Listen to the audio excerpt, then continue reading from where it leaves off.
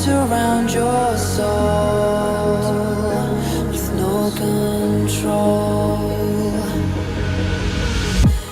You can't breathe when you're drowning underwater. There's so much water. I'll run, I'll hide. Darkness always clouds my mind. When I look behind, it's moving closer every time.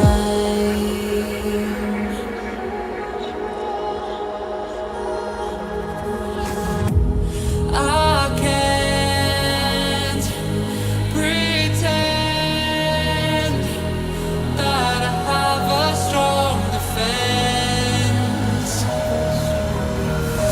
'Cause darkness, my old friend, you get me in the end.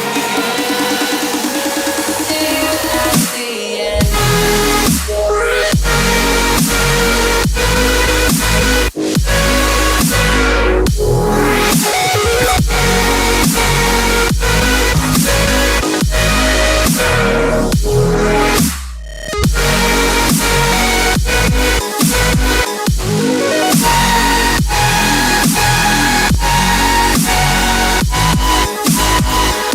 At the end.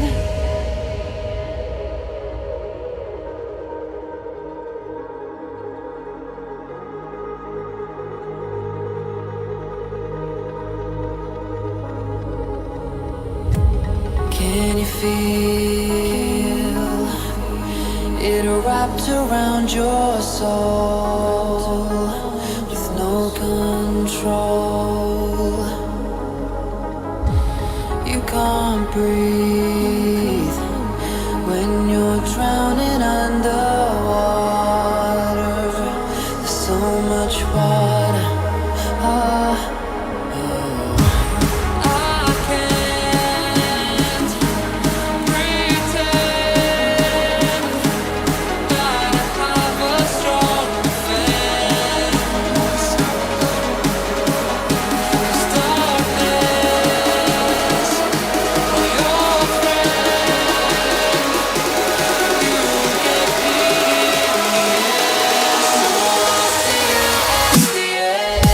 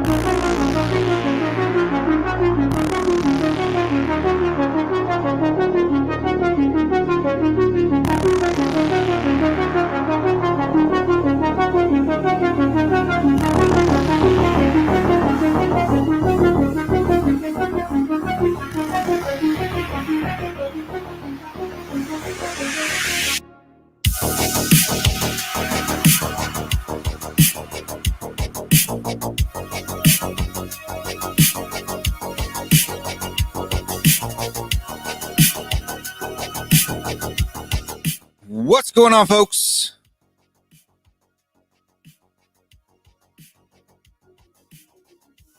Will Stewart here with a breaking news Q&A special. They say that Kante is set to join Tottenham Hotspur, and yet the breaking news part is that he's taking some time to reflect on it. Taking some time to reflect on it.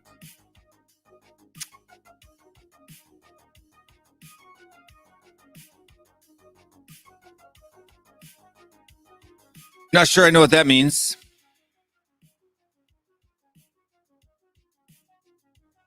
So is he coming or is he not? Like the news today was he's coming. And then there's some things he's taking some time to reflect on it. And man, I tell you what, the whirlwind that is Tottenham Hotspur cannot let you plan to do videos like this.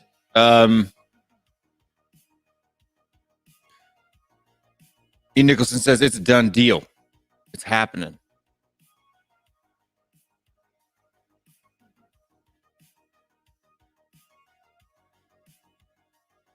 He's assessing the squad, says Robin. Welcome, Robin. The show.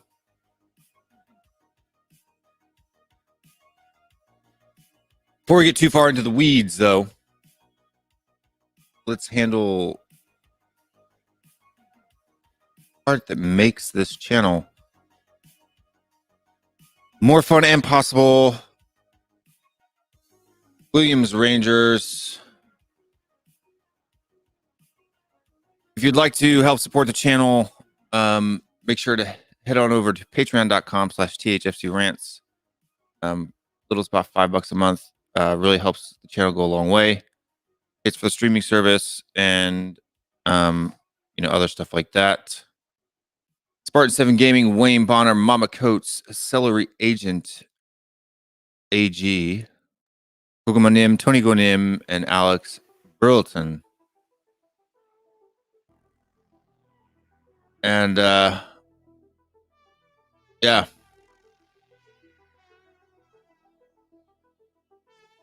Those are the folks who make our jobs easier, and we appreciate every single one of you. As well as we do have some just meme stuff. So you can get mugs and just stuff from the show. Moon Boots, The Bun, Danny the Bun. Some eating out stuff. That one goes to charity. Man Smell only costs $5 million. And the Bald and Bearded Tottenham Boys Show. If you're new to watching this show, this is the THFC Rants channel. We do, right now we're doing 4 shows a week. And they're regularly scheduled. This one is a fun one. Morning THFC with Cody Mack. It happens every Wednesday, 11 a.m. GMT, 6 a.m. Eastern Time. The show you're watching today is normally a Q&A session, as well as part of our Creators Corner. We also have late night THFC Rants. This one is done at 3 a.m. GMT, 10 p.m. Eastern Time. Every Saturday night during the summertime. Let me know if you guys want to see this show happen twice a week. Make sure you hit a like on this video if you want to see that show 2 times a week, as well as the 3 Wise Men with Brian Daigle, who's in the chat, Mr. K, who's in the chat, and Asamal, talking about who Tottenham is and how we got to where we've got. It's a good show. Make sure you check that one out. It's on Tuesdays right now at 6 p.m. Eastern Time, 11 GMT. But into the fun part. Where's Will's bald head? Will's bald head right here. Needs a trim. Needs a trim. And camera doesn't want to focus right now. There we go. Oh. All right. Jason Reed in the house. There it is. Brian Dale's in the house. Normally for what we do on this show is we do an hour of Q&A, basically talking with you guys. So if you have any questions, go ahead and at me in the chat. That's really the only way that I can highlight it. It's hard to tell, especially because this chat tends to rock pretty hard. Antonio Conte, look, today's show, because of the situation and what we're doing here, I'm just going to go ahead and I'm going to go throw the links out to the creator friends of the channel and just allow them to jump on whenever they feel comfortable. We won't pitter and patter about today. So if you have any questions for me specifically about this topic, make sure to get those in right now before we start bringing other guests onto the show. And we will do that as well. Pop the comments out on Facebook or on YouTube so that I can see when you at me. It's at WillStewartTHFCRants. If you want to ask me questions specifically based on the comments of the show.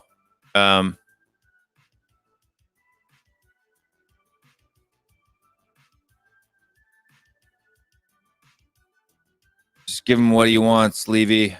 Just give him what he wants. What do you guys think? What do you guys have to say? Just got an eyelash in my eye.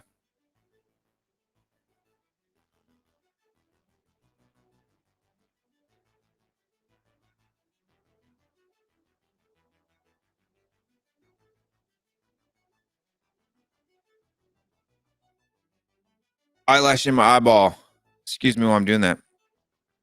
But I'm gonna tell you what. I'm looking for. I hope Kante comes to Tottenham. Three main reasons. Three main reasons why I'm hoping that. First one. He's won stuff everywhere. He's gone. Two, he's not a pushover. He'll be able to go out there and get the deadwood out, which for me is priority number one this summer. And three, I'm okay with it being a short-term deal. We do have some questions in here that have added me. We've got two or three that I need to pull up here.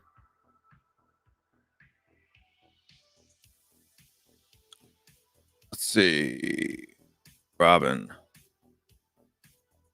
Where are we going to get the money from? The money for what exactly, though, Robin? For Kante? It's not that much more than we were paying Jose. The players, by selling other players. And I mean, that's down to Daniel Levy, right? Down to Daniel Levy, I'd have to say. The money for the other people, and the club makes money.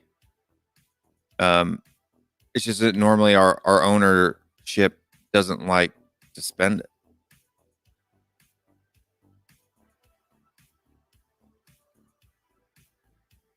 Robin says for the transfer budget that he wants. Like I said before, selling a lot of the deadwood, bringing in players. To be honest with you, I think I'm under the impression that if Kante comes, there's less positions that need to be replaced. Center backs are obviously still one of them, and then one or two other key players. So 3, 4 if we're lucky. And it's very much possible to get the job done. Lionel Messi in with one. He says, what's your ideal lineup for Spurs with Kante for making a signing next season? It really depends on if Kane stays or goes. If we could get the likes of Sabitzer in the midfield, and then two, pick any two, defenders that we've been linked with, and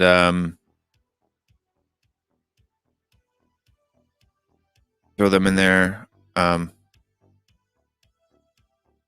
3-4-3.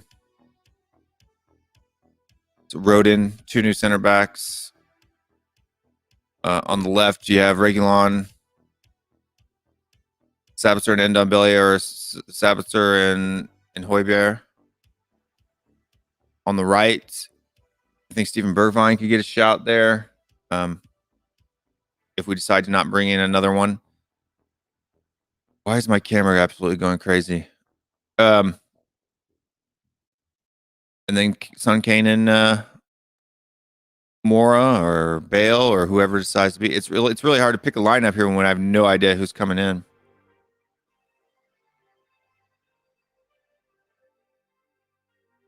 Persuasion TV asks, Kante comes, will Kane stay? I think that's your best shot at getting Kane to stay. It's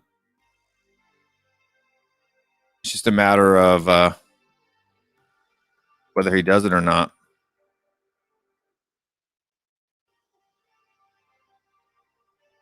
You know?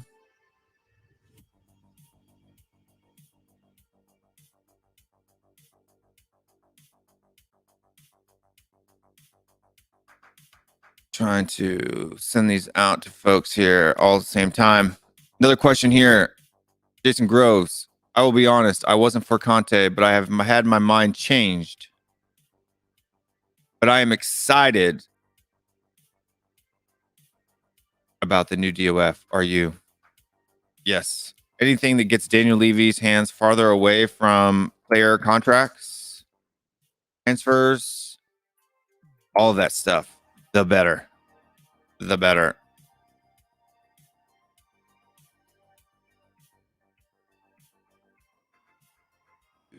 Oh no.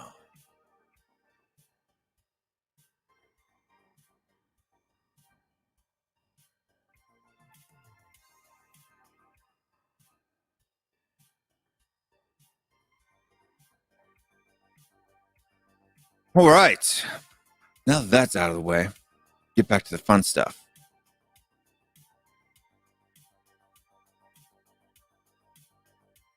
Sean Moran's in the house. What's going on, Sean? Will, is Levy going to give Kante transfer money to buy players? Dude, he kind of has to, doesn't he? Kinda has to.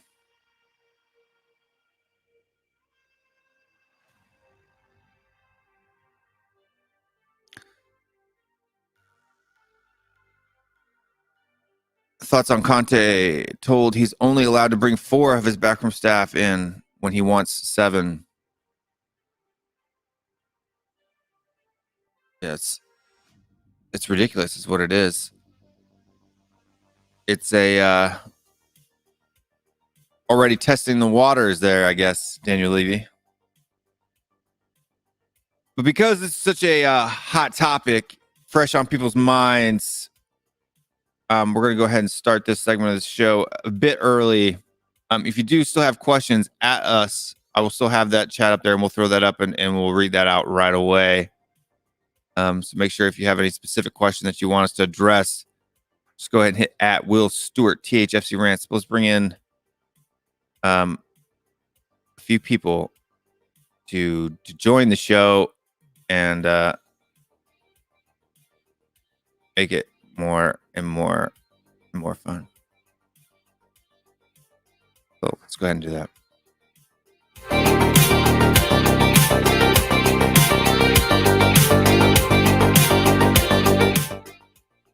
Mr. Brian Daigle, what's going on, mate? All good. Well, was all good until that tweet just came out. But apart from that, I'm good. How about yourself? I'm doing fairly well. Yeah, literally just as I was setting up to go live here, you know, I read that tweet myself.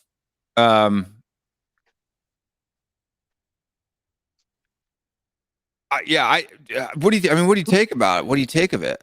I mean, what do you take it as? Well, I take it as it's come from a fan or a fan group. And obviously we don't want to receive Romano coming out with stuff and everything, but let's face it, I don't care who says it or where it comes. We've got to base this on 20 years of evidence. Yeah. And I don't care if it comes from a tier 1 source, a tier 28 source. When it comes to rumours like this, do you believe more that Levy's, all happy and he's going to agree to everything? Or do you believe that, okay, you only can have 4 instead of 7, and the wage difference is 3 million? Which ones are you more inclined to believe? Well, I mean, yeah, the results definitely happen. I don't necessarily doubt it at all that these things are happening. How much does that say that it's not going to happen, or how much does that prove that it is happening? You know what I mean? Yeah, I said it yesterday on Tottenham away. This is not happening. It's another smoke and mirrors to get everyone talking. Just look at Real Madrid, what they did with Ancelotti. No smoke and mirrors, no gossip, no nothing. We want a manager. It's Ancelotti. Got him. Done. Signed, sealed, delivered. Inter Milan have gone and got Simone Inzaghi in. No smoke and mirrors, no nothing. Done. Yeah, us. All media attention, all media speculation to believe that he's doing the right thing. All conveniently enough, season ticket deadline day time has gone. So he's probably got the numbers he needs. And now all this stuff starts coming out, which I knew was going to happen. Yeah. And then, there's a whole lot of talk about people, doing things that we're going to make an announcement by the 2nd, which obviously didn't happen. And before that, the end of the season, that too didn't happen. But I mean, I think this is what maybe the other tweet, Fabrizio Romano tweeted out about 3 hours ago, saying that, Tottenham are in direct contact with Antonio Conte's folks, his representatives.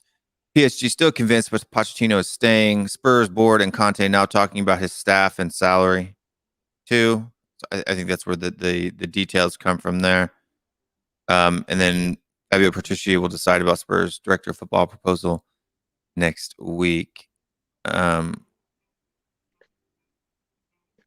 So here's one that's not related to Kante, but still related to the club itself. You have Tottenham are still in talks with Heung-min Son agents to reach an agreement on a contract extension. Spurs board, in quotations, confident. Spurs board is confident to complete the agreement soon, once the new manager situation will be clarified. Well, you got to remember, Will, that confidence has been going on since October. Yeah, I haven't been confident in it at all. And we've to be honest, for 8 months. 8 months, we've been confident that this is going to happen. Yeah, and to be honest with you, I haven't. I'm not confident that we're going to sign him.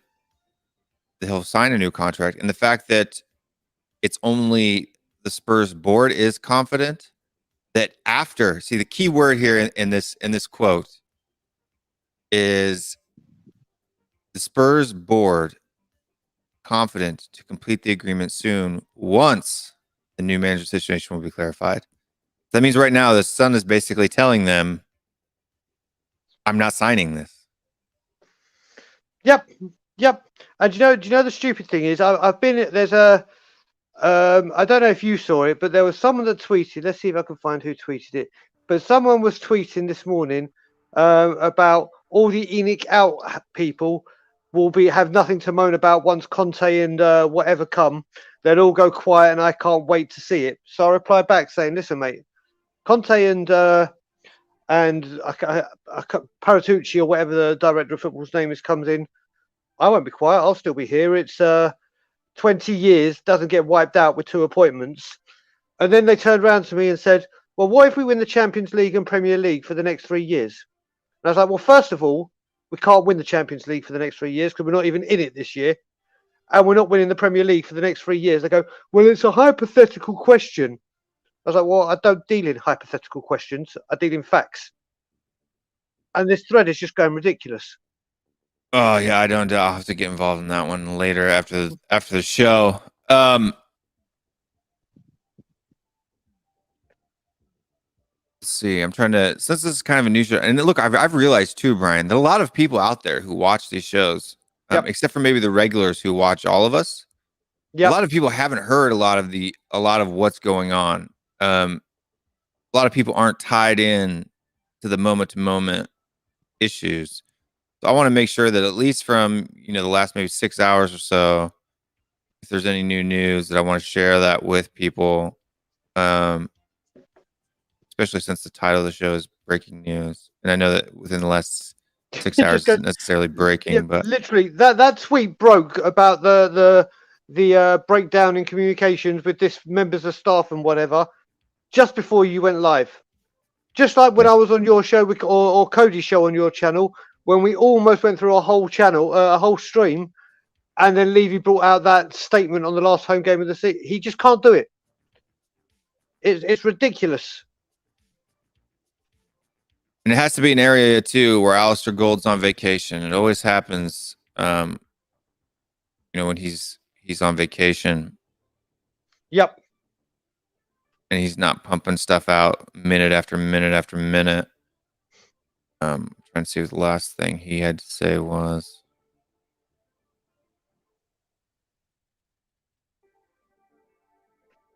Last thing Alistair Gold said was about 21 hours ago. And he's saying it's looking likely that Antonio Conte will become the next Tottenham boss. Spurs push hard to get Pochettino back, but PSG have fought hard to keep him. Kante is one of the top managers in the world, and it's going to be fascinating to see how he will fit into every different environment at Spurs. So Alistair hasn't heard anything, obviously, or hasn't reported anything. Fabrizio says that they're talking about staff and salaries. Then we have some other less reliable sources giving details on some of that, which I don't have any reason to not believe them. It definitely sounds like something Daniel Levy would want to do.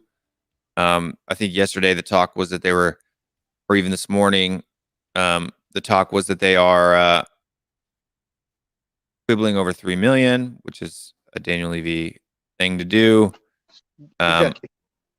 Quibbling over the difference between 3 backroom staff people, hiring them, which is a Daniel Levy thing to do.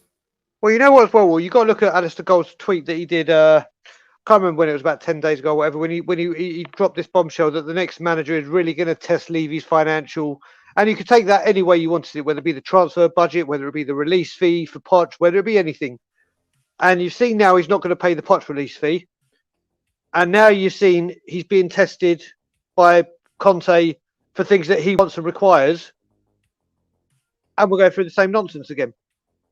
So it's all good, Alistair Gold getting these statements, and Alistair Gold, I've got a lot of time for, but it gets pumped out there, and at the first attempt, Levy has to show his hand and say, "Yeah, do you know what? I'm trying to change." He blows it. Yeah, continuously. Definitely does. And Mr.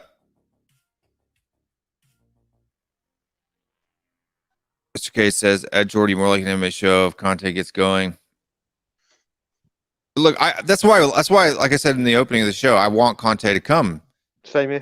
It's because he's not going to be a pushover manager, right? You think Graham Potter's going to be able to get an ounce of ground with Daniel Levy? Is Scott Parker going to be able to tell Levy what he wants or what he wants to do? No, those two people are going to be directed to the very second they walk in the door, just like Ryan Mason was. And we need somebody with a personality who's able to the yin to Daniel Levy's yang, if you would. Exactly. Even if it costs drama and conflict, at least you have somebody who's trying to do the right thing by football. There. And to me, it's very, very important. Very important. Like I said, well, we all need to change the names of our channels. You need to change it to Will Smoke and Mirrors FC Rants. Circus. I've been trying to find a good circus music sound effect to add to my board here. That's Yep. what you need to find. Yep, that's what I want to grab on. 부모님 안녕하세요. And for folks that are watching too, if you're new to the channel, this is WillStewartTHFCRants. make sure to go ahead and hit that like, subscribe, and ring the bell. If you want to catch more of these shows, like I said before, we do 4 shows weekly. A lot of different faces on the channel. We have, Brian has a part of a show that's on here on Tuesday nights. He's also, regular to all the other shows. He's also over at Tottenham Away is his main home. That's where he's signed to. 안녕하세요, 토니고씨. 토니고님. And stuff like that. Exciting news if it actually happens. But in the last 5 minutes before the show started, there was some news, not some news, Kogumanim, who actually killed it. But let's just say that made it far more. Do you know what? Let me put the picture up so difficult. people can see it. Yeah, Antonio Conte is now taking some time to reflect on the Tottenham offer. The club limiting his backroom staff to 4 and no financial arrangement are the only 2 issues. They're pretty big issues. Let's face it. But the question is, Will, what happens? Not just Brandon's in the building. How are we, Brandon? He's not happy. That's what Brandon is. You bring in a tough manager, and as a result of circumstances, you'll be forced to back him this time when you should have done that with Jose. Hard ass with a better CV. It's disgusting. I don't disagree with you that sacking Jose at the time that he was sacked. I was willing to give Jose another season. I said, I mean, I'll be open. I even said it to Brandon. And Brandon, we want you on Tottenham Away very, very soon. Hopefully on the 2 Bryans on Friday if you're free tomorrow. But Jose, I flip-flopped, as Brandon knows, the whole time through his tenure, from hating him to then after the documentary loving him, then when we went to the top of the league, obviously loving him more, then we'll start so up and down. And when Brandon came on Tottenham Away and he was on the show, he came on your chat show when I was with him as well. Yep. And he was right. If you give a man a 3, 4, 5 year contract, whatever, but you don't back him, you should at least give him the length of his contract to prove what he's going to do. If you don't back him financially. And the sacking of Jose was all the wrong time.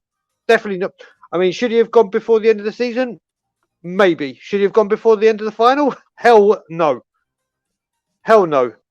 But the thing is now, what the serious question, and I'm really interested, not just you, Will, what everyone in your comments thinks, is where the hell do the fans go, or we go as a club, if Conte and if Poch falls through, which I've said all along they will?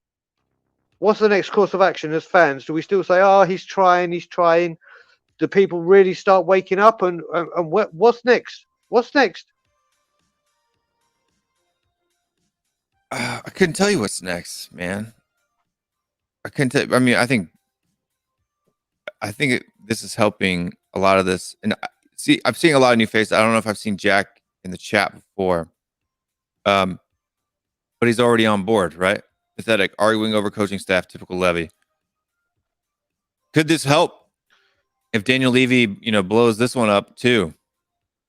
Does this help to wake people up about Daniel Levy's faults, or does it actually, or do people breathe a sigh of relief that our club DNA has not been tarnished any further with another defensive manager?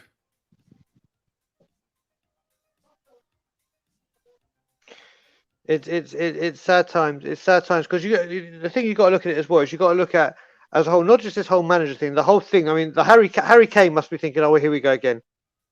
What is going on? And like someone said on, I think it was Iggy said yesterday, it's like all these players that are with their international countries right now for the Euros must be laughing and like, what the hell is going on at your club? What are you doing? What are you? And it gets ridiculous. Transfers. Who's the manager that's deciding? Who's going to decide the transfers? Because it looks like we're apparently linked with players, but don't have a manager. So who says this new manager is going to like them? We are in. Honestly, we are in the biggest mess I have ever known Tottenham Hotspur to be in there. What are we now? 100 and bloody hell. So it was 125 in 2006 or 2005. I can't bother to do the maths. 130 odd year history. And I can't think of a time we've been in a worse position. I really can't.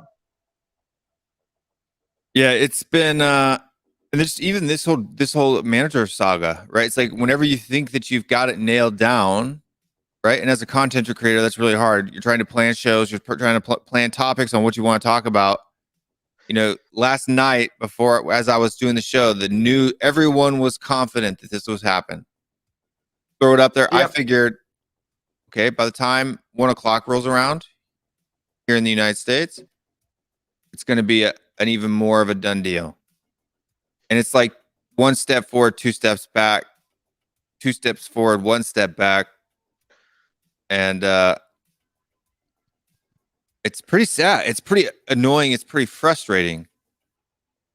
So folks who are watching, who are just new, we're not saying that this isn't happening. It's just that there have been more details come out since Fabrizio Romano's tweet 3 hours ago on what is holding it up. And right now, what's holding it up is Daniel Levy and Antonio Conte's people are stuck or hung over 3 backroom staff and £3 million.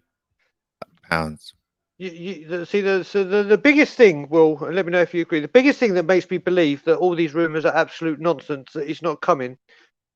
Do you remember Daniel Levy said on a number of occasions he loves to keep things completely under the radar, especially when it comes to transfers, because like when we got duped by Chelsea with Willian, when we've been duped with players and they've gone elsewhere, we've been kind of linked with them and they've gone elsewhere.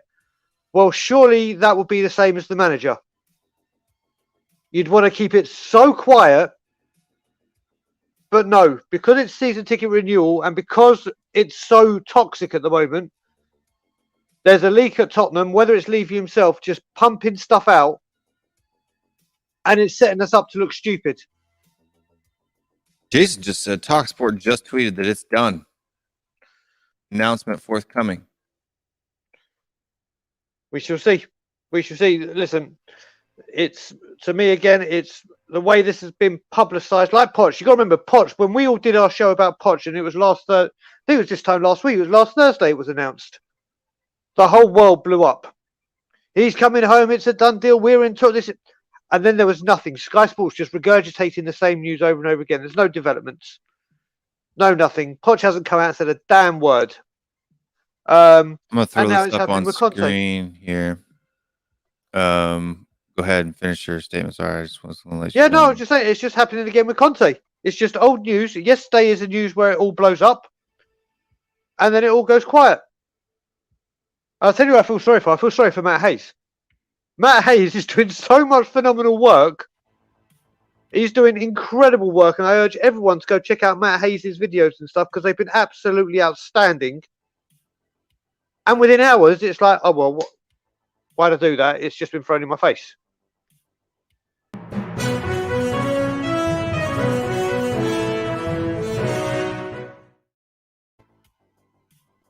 So it says, now this is TalkSport, and it is from 6:34 p.m., so that's 4 minutes ago.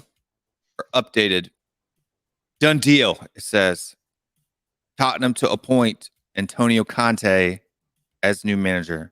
Former Chelsea and Inter Milan boss agrees to take charge with Fabio Patrici.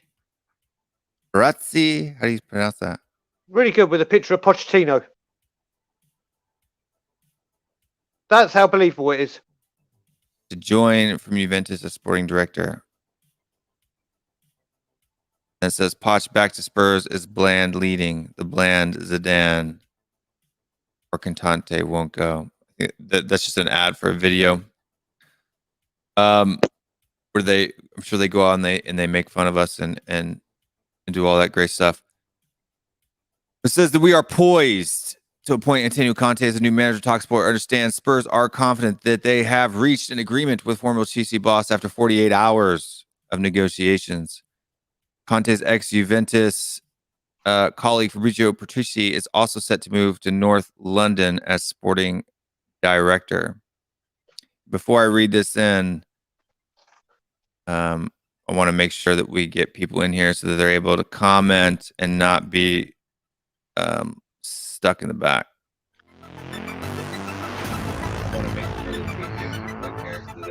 Echo. Bobby. I don't know why I'm milking cars. Just before we carry on about Tottenham breaking news, I got England breaking news. Yeah. Trent Alexander is out of the Euros. Injured? Yeah. Some background noise there, Baba. Yeah, hold on, mate. 1 second. From yesterday, playing. So we play Lingard, who isn't going, and we play Alexander, who is going, and we get an injury. Yep. Says he's been ruled out for Euro 2020 with a thigh injury. He brought 4, so I know that people like Trent Alexander-Arnold, but I don't think that's a huge loss to you. I think it's huge because the only reason I think it's huge is A, his set pieces, and B, Trent Alexander could easily go into the midfield on the right, and his passing range is phenomenal. I think it's a big loss. Tell you what has been confirmed is, believe it or not, while we faffing, Real Madrid have confirmed their manager, and Inter Milan have just confirmed Inzaghi's appointment as well. Yep. And we're still waiting. Yep, and Bale is 1 billion% staying at Real Madrid. Yeah, I mean, that's good, Will, what's come up there, mate. But any quotes directly from Spurs, or is it just a report? That says Spurs are confident. So confident. Yeah. They'll be confident for a few days. But no, Inzaghi has been confirmed as Inter Milan boss. I think that's about 7-8 minutes ago on Talk Sport. So I don't know if you want to check that out and confirm it. But yeah, there you go. There have been, but they say it's a done deal. What Talk Sport says, done deal. Right, okay. So they've even been more brave with their title of this article than I have with the title of my video. Yeah. Mine just says set. That means doesn't mean done yet. It's just set. Yeah. The last developments will excite Spurs fan with the acquisition of Kante, one of the world's best managers, views as a considerable cup. It comes off the back of Kante quitting Inter Milan after blah blah blah. See if there's any quotes here. I think it's Jamie O'Hara. He said, "If you go and get Kante Thompson, wait, who said that? Former Crystal Palace Simon Jordan. Yeah. No, I think it's a case of waiting for the official tweet from Spurs, isn't it? Yep, especially when Paratucci said he's not going to say anything till next week. He actually came out and said that, and now apparently it's a done deal. Yeah, we'll see. I really do think Daniel Levy is underestimating the shitstorm that's going to come his way if this deal falls through. That makes me think that it's definitely going to go through. You know, be it the 7 backroom staff that he wants, or the extra 3 million, he's going to have to give him whatever he wants. Because if this falls through, never mind yourself, Brian, and Will, and myself, there's going to be a shitstorm hitting him that is never would have expected.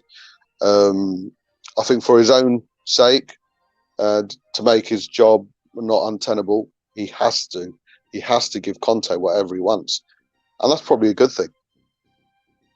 I mean, he's not going to. I think he's going to. I think what he's trying to do is just not. Cody Mack says he sent me a tweet. Let me look here. The notification. He added me in a tweet. All right. Is that really sending a tweet? So Get French Football News says PSG have just inquired with Fabio Patrici, according to Saint JFM. But yeah, I don't think that's real. This is Get French Football News. Good eyes though, Cody, to catch something from. Yeah, it's an embarrassment. It's such an embarrassment, man. You know, we're supposed to be, I know in our own eyes, and we're probably not, gauging by our success, but we're a big club. We're Tottenham Hotspur Football Club. We can't get the main appointment right. Keep it quiet. Keep it quiet. Of course he can keep it quiet, but there's a reason why he's not keeping it quiet at the moment. but the time has passed for the renewals, hasn't it? So it'll go all hush hush again. And Saturday, Sunday, when no one's expecting any news, Potter's going to be announced as a next manager, all on a hush hush. But no, I think for Levy's own sake and for his own reputation, he has to get this. He needs to give Conte whatever he wants, and I think probably Conte knows that. Conte probably knows that, and his advisors are probably telling him that. For me, the signing or so-called signing of Paratici is probably a bit more prominent than Conte. I've always asked for direction and an identity, and a progression, and for the board to actually go out and sign a DOF for me says, in a way, it's a big news for me than actually bringing Conte in. So I'm taking a bit of heart from that, but nothing's confirmed yet. Nothing. Yeah. So Cody, just so you know, the tweet from the gentleman that you put in there was a bit misleading. So the French journalist who actually reported it just says that PSG has looked at the profile of Fabio Patrici in recent weeks, simply taking in info. That means they've made no contact with him at all. They've simply looked at the. This seems like it's maybe a battle between PSG and Tottenham. Like they're trying to push Tottenham.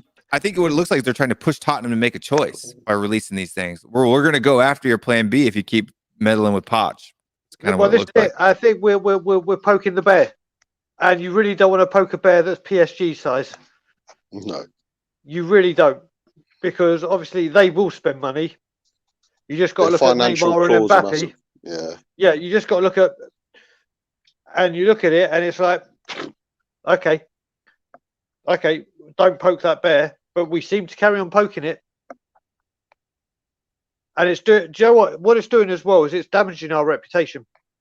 Tottenham Hotspur are a big name that have built up a reputation throughout the years with clubs, not just players and whatever. I mean, for doing things with a bit of class.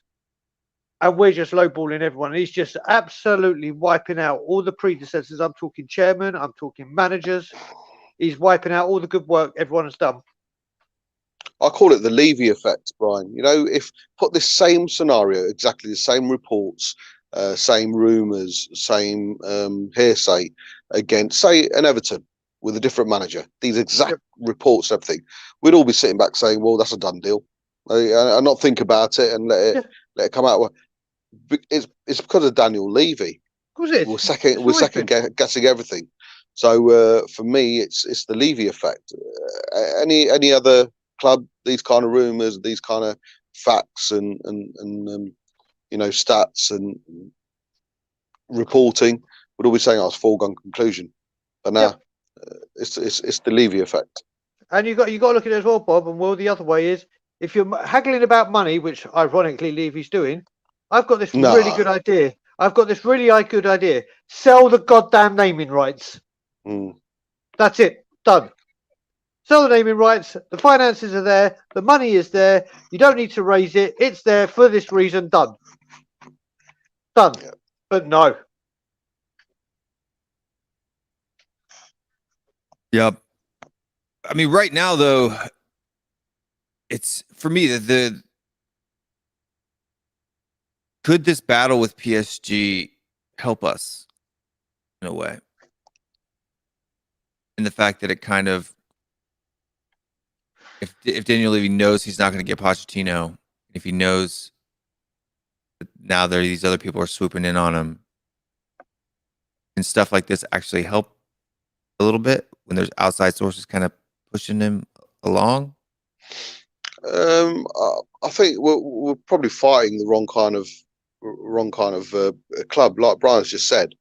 If we order X amount, they'll just come out and counter us. And I think there's probably a bit of ill feeling the way we went behind the PSG's back and made Poch's our desire to sign Poch so public.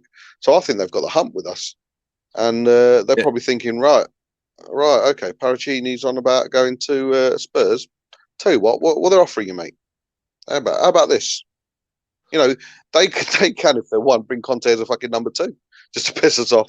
But obviously that's not going to happen. They also have it says here that they were going after Hamiki too from Inter Milan, which is somebody Conte said he wanted to. This is the thing. Well, you got to look at it. If Daniel Levy has to do this bullshit, go do it like he did for Jack Grealish. Go muck about with Inter. Inter have come and said they need money. Yeah. So go blooming spit your poison, spit your venom, and try and lowball a club that's desperately for money, being the tight arsehole that you are. Do not, and I repeat, do not go up to someone and go, right, you basically own a country. You basically dwarf my finances by about 10 times. I'm going to piss you off. And it's not like Conte's going to be, short of job offers, is he? If he doesn't come to Tottenham. That's the thing. Conte, if he wanted, God bless him, can take a year off. It's not like he needs to go on the dole or anything. You don't need to sign up for blooming job seekers allowance or employment insurance, as it's called over here. He can relax with his family for a year, travel the world, or with Corona. You know what I mean in general. Yeah. He doesn't need the job. He wants the job. Yeah. Yeah, and Levy needs him. Levy desperately needs him. It's everything just on a standstill, isn't it, Will? You know, everything's at a standstill. We can't sign players. We can't get rid of players. We can't market them. We can't sell our club to anyone. We can't keep Kane. We can't convince Kane at this time moment with Sonny as well. We can't. Obviously, the day has passed with regards to renewals of the tickets, but we can't convince some fans. There's everything's on a standstill. And everything's been on a standstill for over a month, nearly a month and a half. I don't know, mate. It's just looking all a mess, and it's so embarrassing. It's the most embarrassed I've felt about my football club ever, and I mean that. And we were nearly going to go out of business. We were nearly going to get relegated. Yep. This is the most embarrassed I felt at Tottenham Hotspur Football Club, and.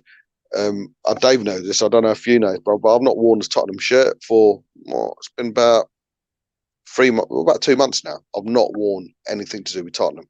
I'm embarrassed to wear that badge right now. This is the only thing I have, and it's a pajama t-shirt. Yeah. That my parents sent me over, so I'm like, okay, I haven't bought any Tottenham stuff. I think the last kit I bought. What was the last kit I bought? Jesus Christ! The last kit I bought was the season that we came second, the home kit. That's the 14, last thing 15, I bought. 16. That's the last thing I bought from the Spurs shop. The last time I wore Spurs related stuff was a cup final. Yeah, I won't wear it. Even when I went to the protest, Mattel backed me up. He was there alongside me. I had no Spurs stuff on. I've not worn a Spurs shirt on and I know David always looks out for it. He'd always say, "Oh, you're still not wearing a shirt." No. You look at all my clips. I'm all wearing something Spurs related, be a tracksuit top, a hoodie, or the Spurs shirt. But no, I refuse to. I refuse to right now because I'm embarrassed. I'm fucking embarrassed to be associated with my club right now. And for someone, I think Matt has a good point, though. Yes, we all know the agenda that is out there for Tottenham Hotspur in the press. Yeah. And could this just be people making a mountain out of a molehill with a lot of these little bits and tidbits? Could be, but I said it's the Levy effect, Will. Matt, I know what you're saying, matey. Of course, there's a media, but if it wasn't for Levy, we wouldn't be believing any of that crap.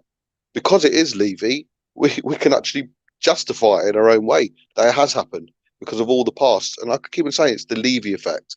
You know that they could the media have an agenda. They can come up with so much bullshit. They could turn around and say Levy is not going to sign Conte because Conte wanted £10.26 extra than what he would offer, and we'd actually sit there and believe it. Oh, you know, sure. A bit far-fetched, but you know what I mean. You've just got to look at it as well in the way that I'll go back. I know it's gone to Real Madrid now, but Ancelotti going to Everton was a huge deal. When you look at it and I'm no disrespect to Everton, that even Everton fans would say them getting Ancelotti was like, wow, that's the manager.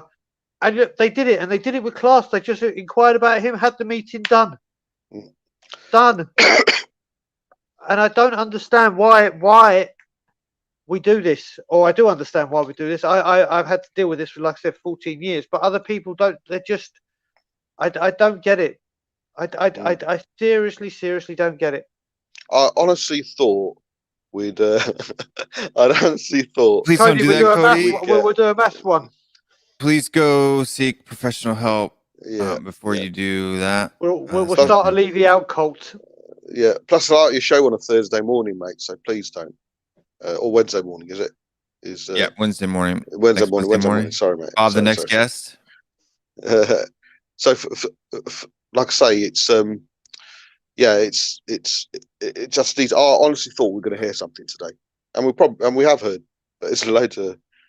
Breaking news means that it's breaking. It's just come out. Yeah. And we were talking about news that had just come out. But the ink isn't dry. That is true. The ink is not dry, but they are set. And it's what's so weird about this situation, right? Is that you got Talk Sport, done deal. It's happening 4 minutes ago, right? What was it now, Brian? An hour ago, we had someone saying, wrench is thrown in the works. Arguments over this, that, and the other thing. Stuff. 3 hours earlier, Fabrizio Romano tweets the same thing, right? 21 hours ago, Alistair Gold and Fabrizio, and Fabrizio Romano both say that it's pretty much done. They're just waiting on they're just hashing out the details.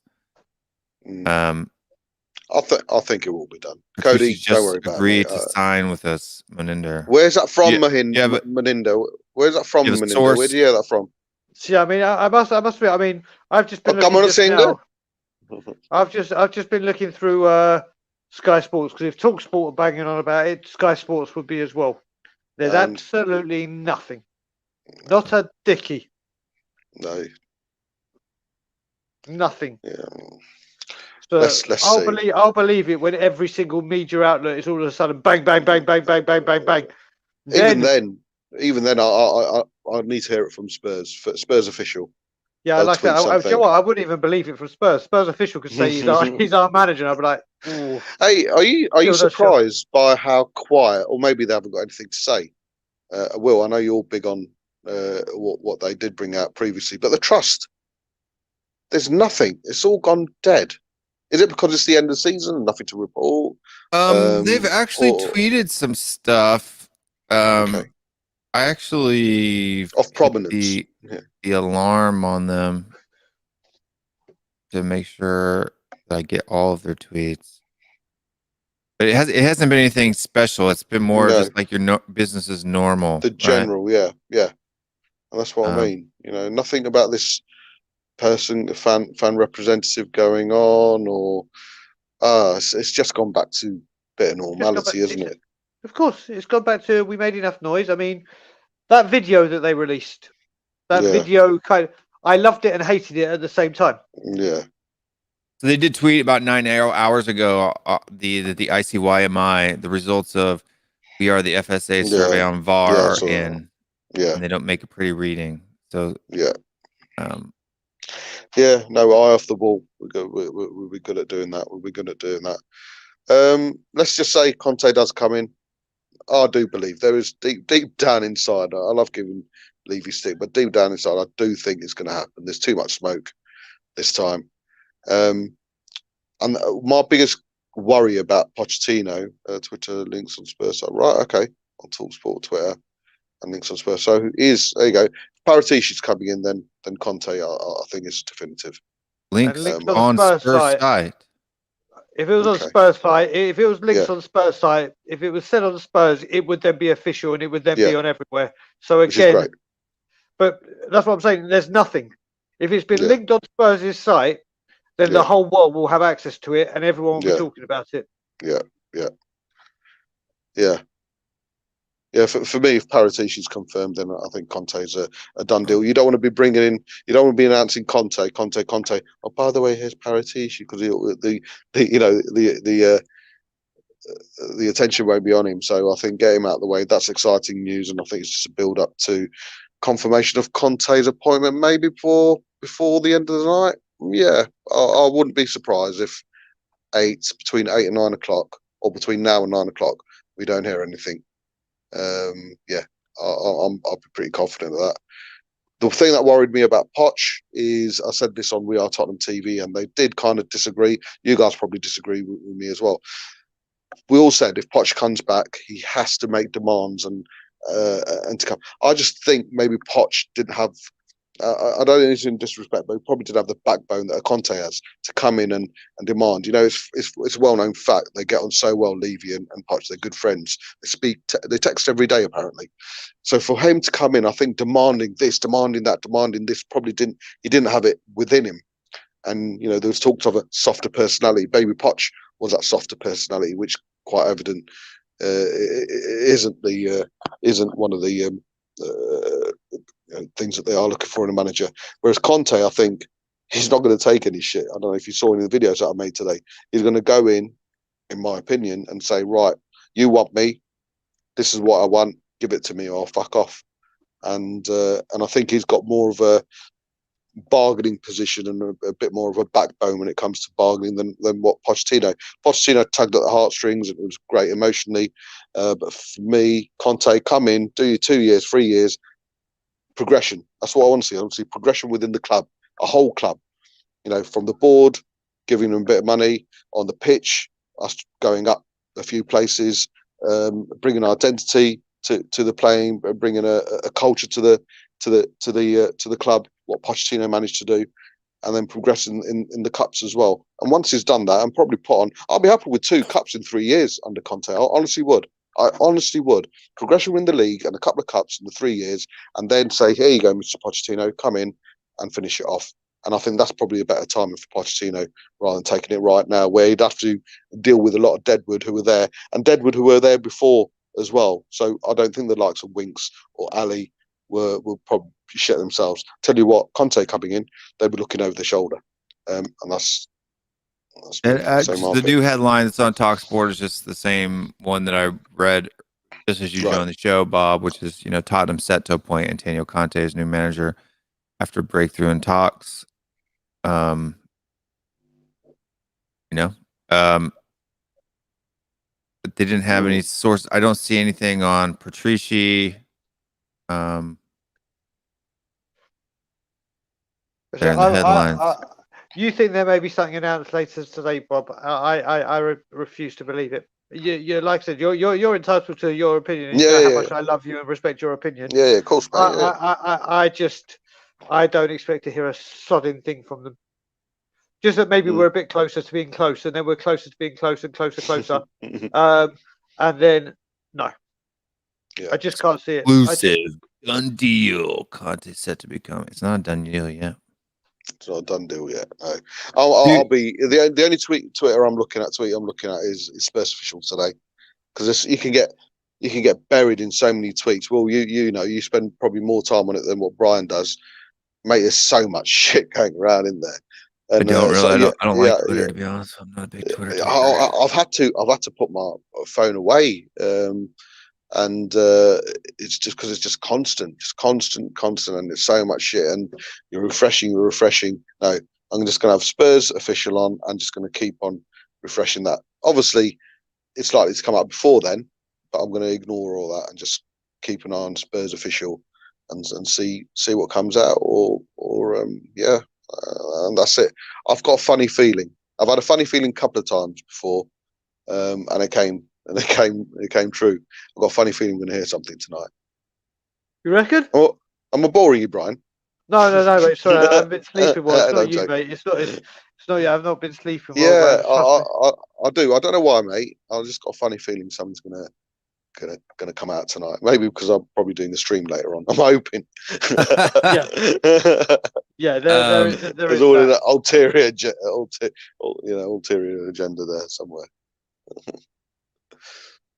Will, one thing I've not heard from you. I've heard from everyone else. You know, is at this time moment, it's all hypothetical. But what Conte over Poch? You happy with that? But yes, but I'm sorry. More time. Poch? What? Conte over Poch. I know. I think it's I think it's my good plan is, and I think I talked about this on Brian's show yesterday, was that what I think is good about it is we know Kante is a two-year manager, right? Tops, right? At the most, maybe 3 if we're lucky. And then Poch is ready to come. You know what I mean? So I think Poch needs more time to spread his wings and fly. But before we do that, let's bring in a great supporter of the channel.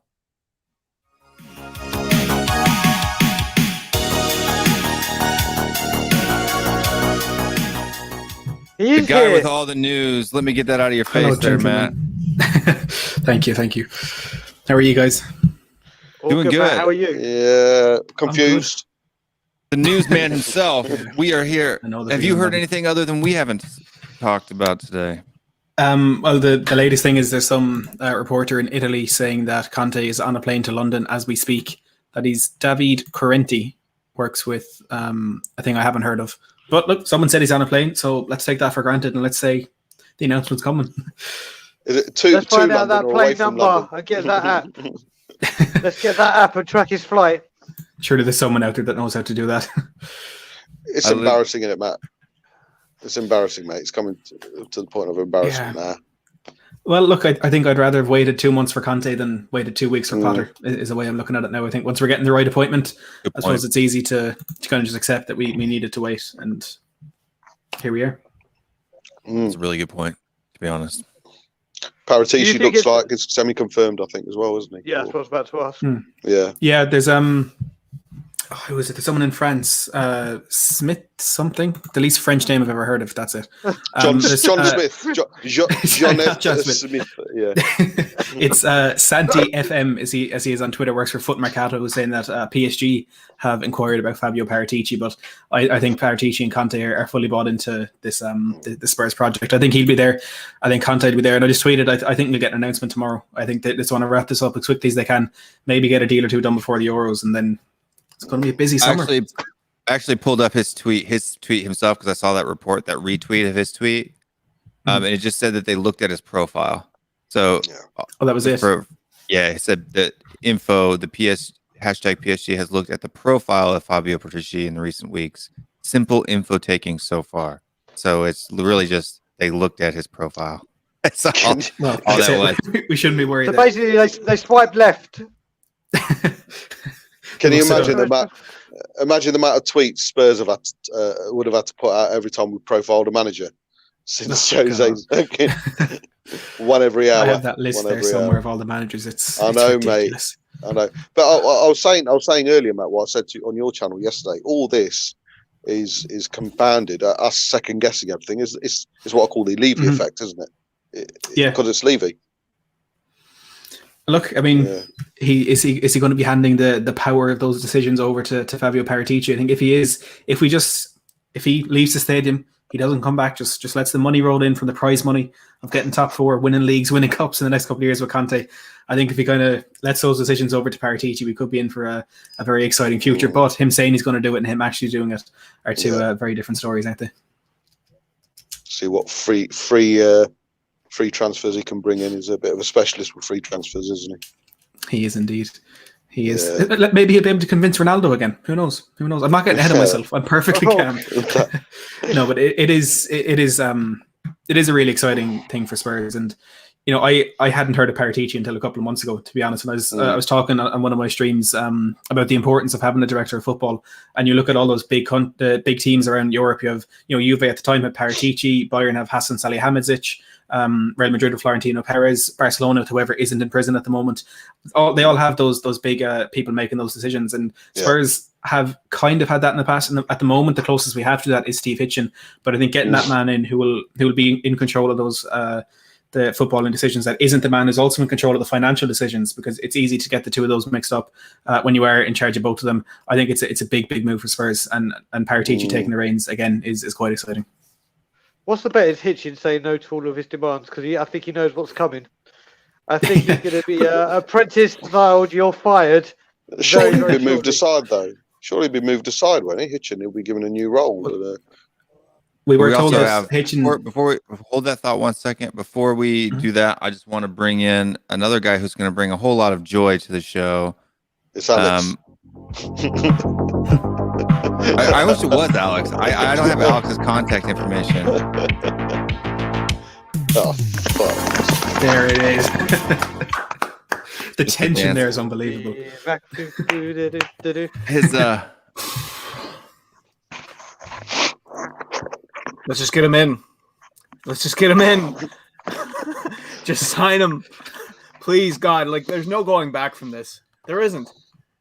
Just give him as many. I don't understand. Like, I posted on Twitter criticizing the fact that this is being held up on backroom staff, and there were people coming out and defending, and some of the responses that I'm getting, like, Defending oh, maybe what? he's defending the fact that this isn't getting over the line.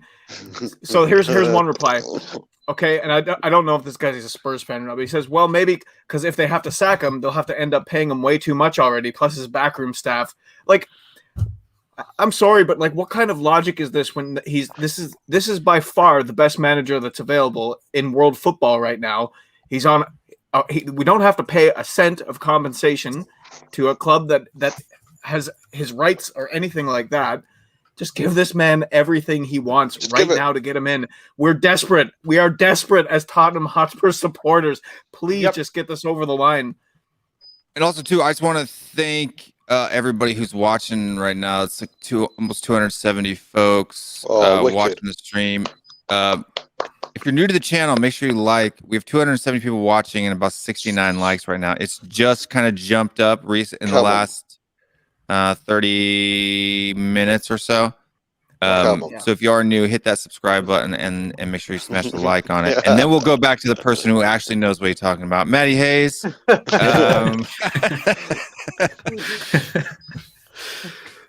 I just one point I did want to make there a second ago. We heard for the last week or so, Steve Hitchen is the one who was, quote, banging the drum of Mauricio Pochettino. Is that because he knew if Kante came in, Paratici would be coming with him? You know, there could have been a lot more to that from Hitchen wanting Pochettino. As much as Pochettino is a great manager, was there something a bit darker in the works there from Steve Hitchen? Do you guys? I made a statement, but I didn't ask what you guys thought. Don't you think the signing of potentially a Paratici is a bit more prominent than what than Conte is? You know, the fact that the board are going that way and bringing in a director of football or someone is a bit more of a big news than Conte is always going to be big news. But the fact we're going down that route, do you guys? What do you reckon? I think it's fast. I think it's the more important of the two. But it's just whether we empower the director of football to do the director of football things. It's all good. How much control does he get? Exactly. So you're no Bob. What I'm about to say, because you watched John Taffer as we spoke. Have you seen when he talks about you have a manager but you don't give him a power? He calls him a supervisor. It's kind of like you give a manager you give him the role, but you don't give him the authority or the power to fire, hire, whatever. And it's whether he just brings in this director of football to say we have a director of football, because you have to look. I mean, I know Paul Mitchell was not a director of football; he was chief scout or whatever his title was. When we had him, we were signing players of great quality, and he fell out because the person that was signing these great players wanted these other great players to come, but wasn't backed. So I just hope we're not doing it again, where we bring someone in to do that and take that heat off of Levy. And then not empower him. That's the thing we got to see if we empower him. I think that's the best part about it, though. Sorry, I want to know what Cody was. I want to know what Cody was pissing himself. I mean, you guys literally invented the language. Can you? I don't know why everyone has such a hard time pronouncing the name Paratici. It's not that hard, Bobby. I've heard him called Paralinguini. Like, just I don't understand. Hey, I'm going to call him Paracini. There you go. Isn't it Fabio potty training? Right? I thought it was Fabio potty training is what it was. Yeah, potty training. Yeah. Is this why you got named Bob? Because there's no way to mess that up. Hey, listen. No, I'll tell you why. I'll tell you why. We went. My missus went to get my name tattooed on her, and she could only afford 2 letters, so she put B and B on each bum cheek. Oh my God. Why was I blessed with such a vivid imagination? Paratici. You know who's the king of pronunciation is Jenk. Jenk has it all down. And Maddie, you're pretty good too. Yeah. We gotta do like a class on European names for the likes of David the Irish Hotspur and poor Bobby Singh here. I agree with Wesley here. You not heard that? You not heard him? Get him to pronounce it. Oh, Bob, I know. Paratici. There we go. It's only you, Bob. It's only you. See, 300 people now know that Bob has Bob's missing. For me, he'll always be a Paracini. Get over it. Listen, there's some people that are regulars in our channels, and I butcher their names big time. So the director of football I can do, but there are certain names like I don't know if she's in the chat right now, but Aglia. I don't know. I don't even bother with that surname. I just go for the first name and I pretty much butcher it. But yeah, there are some people in there I butcher. But Paratici. What about the other one? Will. There you go. That's the other one. Will Bonner. Yeah. Baby steps, Bob. Baby steps. Mate, it's been a while since I've seen you. Your beard is. Bloody hell! That's like another head. It's getting pretty good. Listen, I was listening to the early part of the show, and obviously we talked. You guys talked for quite a while under the assumption that we weren't going to get Kante over the line. But why don't we take the different aspect, take a look at it from a different angle, and let's assume for a second that we are going to get Antonio Conte and Fabio Paratici. I want to know of the players who are out on loan. Who do you see fitting into a Conte-style system, whether it be a 3-5-2 or a 3-4-3? Because I'm really concerned that we're not going to be able to move some of the English players and the homegrown players who are the deadwood. You know what I mean? I think we're already kind of strapped in choice in having so many foreign players. And it seems like, to me, all the players that we've been linked with are foreign players as well. So we're going to be stuck keeping the likes of Dele Alli and Harry Winks, and let's hope, like, there's never been more argument for being able to keep Harry Kane. Like, we need him big time. It's so frustrating for me that what used to be like the backbone of the club, in that we had good homegrown players forming a spine in our starting 11, has now become like one of our greatest weaknesses. But do you see the likes of Sessegnon, Skip, maybe Juan Foyth comes back? Do you see them coming in and filling a role under Antonio Conte? I think Sessegnon the most, isn't it?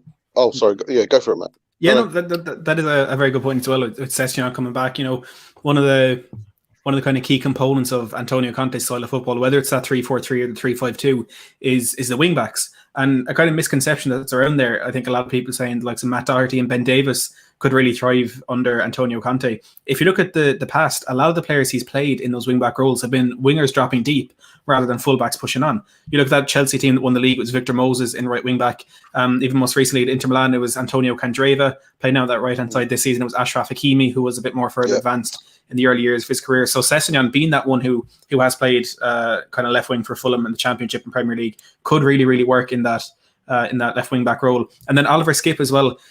I think when I was first looking at this, I kind of thought Pierre-Emile Højbjerg could be the perfect kind of holding midfielder, being that anchor in the three of midfield with in the Antonio Conte team. But what he doesn't have is what they usually have in that team, which is that kind of ball playing, the deep line playmaker, I suppose, being back there. Skip could be that man, being the ball winning player and then in possession. What we've seen with Norwich this season, he's really good in possession, driving forward and picking out those passes. So I wouldn't say this season, but maybe in the seasons to come, Skip could be a really important player in that role for Conte. You know what he's done with the likes of Ashley Young and Moses? Don't you guys think, and I said it yesterday, do you guys think there's a case for Bergwijn fitting down that right wing back? Because he has got that, remember at the beginning of the season, he was absolutely fantastic going up and down the right and giving support and that cover to be it Aurier or Doherty. I think maybe Bergwijn might have a big role. And I can honestly see him play in that Conte-esque right wing-back position. I don't know what you got. What do you reckon? Completely agree. We both. I mean, I agree with everything Matt just said. I think Sessegnon this manager is absolutely perfect for Sessegnon, Conte style, and I reckon Bergwijn could have such an impact as well. We saw last season his stamina. I was very impressed with. All right, his form dropped off and everything, but what he was actually doing in a position he was not used to playing, he performed well. And if he's going to be more advanced and have more freedom, I think this could be the actual the key to unlock Bergwijn's talent. I think this is going to be huge for him. And as I said, I think the two most important people could be in this whole thing: the revival of Sessegnon and Bergwijn. Yeah, totally believe that. Yeah. So, I mean, so it's clear to see that amongst the panel here that we feel like some of these players could possibly be viable reclamation projects under Antonio Conte. But with him playing that back three and wanting to play out from the back, I mean, we clearly need an improvement at the center back position, regardless of whether Conte comes or not. But I think in particular, our center backs are not suited to playing out from the back, and neither is our goalkeeper. Do you think that this kind of accelerates the fact that we need to look in the market for a replacement for Hugo Lloris, and also bring in a commanding ball handling center back? We need 3 ball playing center backs. We do. I think we have Rodin and Tanganga. Rodin, I think, is a little bit. He's not as good on the ball as others, but he's better than some of the people that we've got. Toby with experience is good on the ball, isn't he? Toby could do a job. I wouldn't be looking to move Toby on. I think the likes of Sanchez and Dyer will have to move on. But again, do you get rid of so many defenders in one go? But you're right, Matt. In an ideal world, we need 3, and there's Skriniar. There's obviously talk of Anderson, and this is controversial, but I'd actually look at Ramos. For that experience, I'd actually in a back 3. I'd actually look at Ramos as well. For me, is legend in Spain, but I think in the UK, do you think it's a bit underrated? Brian's not happy. No, with Ramos, I just can't see it. But I wanted Skriniar since we couldn't get Skriniar, and I think Skriniar playing in the middle of Tanganga and Rodin could be a centre defence for 3, 4, 5 seasons. I really, really do. I think Rodin, like you said, he's not the best on the ball, but he defends like Michael Dawson. Like his body, he doesn't care. Yeah. He just loves defending. He's okay on the ball. I've seen a couple of things like his short passes and getting the ball forward is great. His long distribution is not the best. Tanganga's just a ball of energy. The one thing I do want to talk about the most, and I think it's vital, and I was saying this on Tottenham Way and other channels, if it is Conte, we've got to look at getting Hugo Lloris replaced immediately. Like 100%. He becomes a automatic. We need a different goalkeeper, because I think we can all agree Hugo has done wonders for us, and his shot stopping is incredible. But I'm not joking. My 18-month-old niece has got better distribution than Hugo Lloris. So who's on the market though? Let's. The other day, I did a little slideshow with Jack Konecki. Just keep loan or sell, and I want to bring this. I watched it. I want to bring these stats up for our center backs, because I think that we have to kind of take these statistics with a grain of salt, because this goes back the last 365 days and compares our center backs with other center backs. And I was kind of surprised to see how low Toby Alderweireld rated on the passing scale. Cody, I'm going to have to pause you for 1 second, because somebody came in an unusual area, and so the where they are calling in from is intriguing me, so I have to do this. But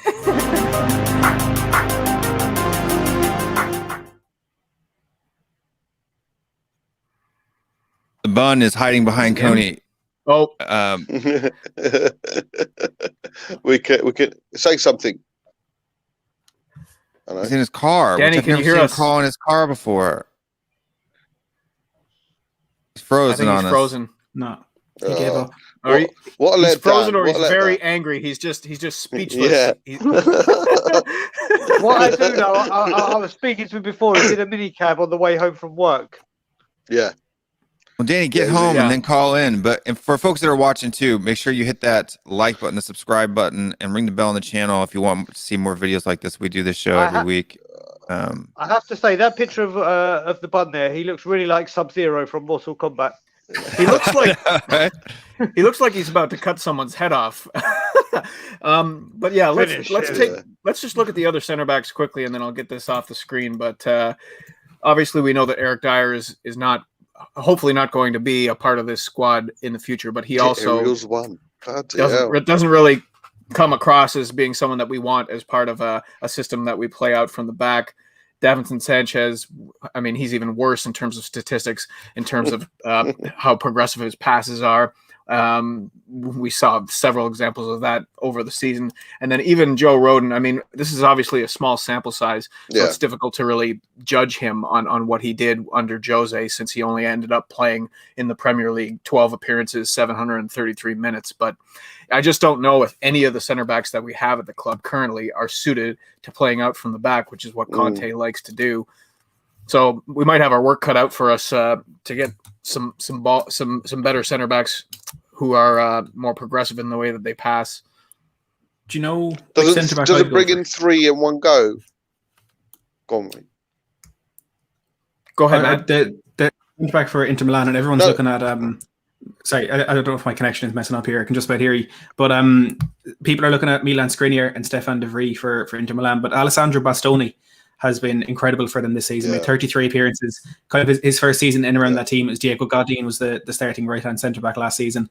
Bastoni, according to Transfermarkt, has a £54 million market value. I can't imagine we'd be asked to pay that much, especially with Inter Milan looking to raise some funds. Very talented centre-back. And if we're going to be bringing in players from Italy, let's welcome Danny first. I don't want to take his spotlight.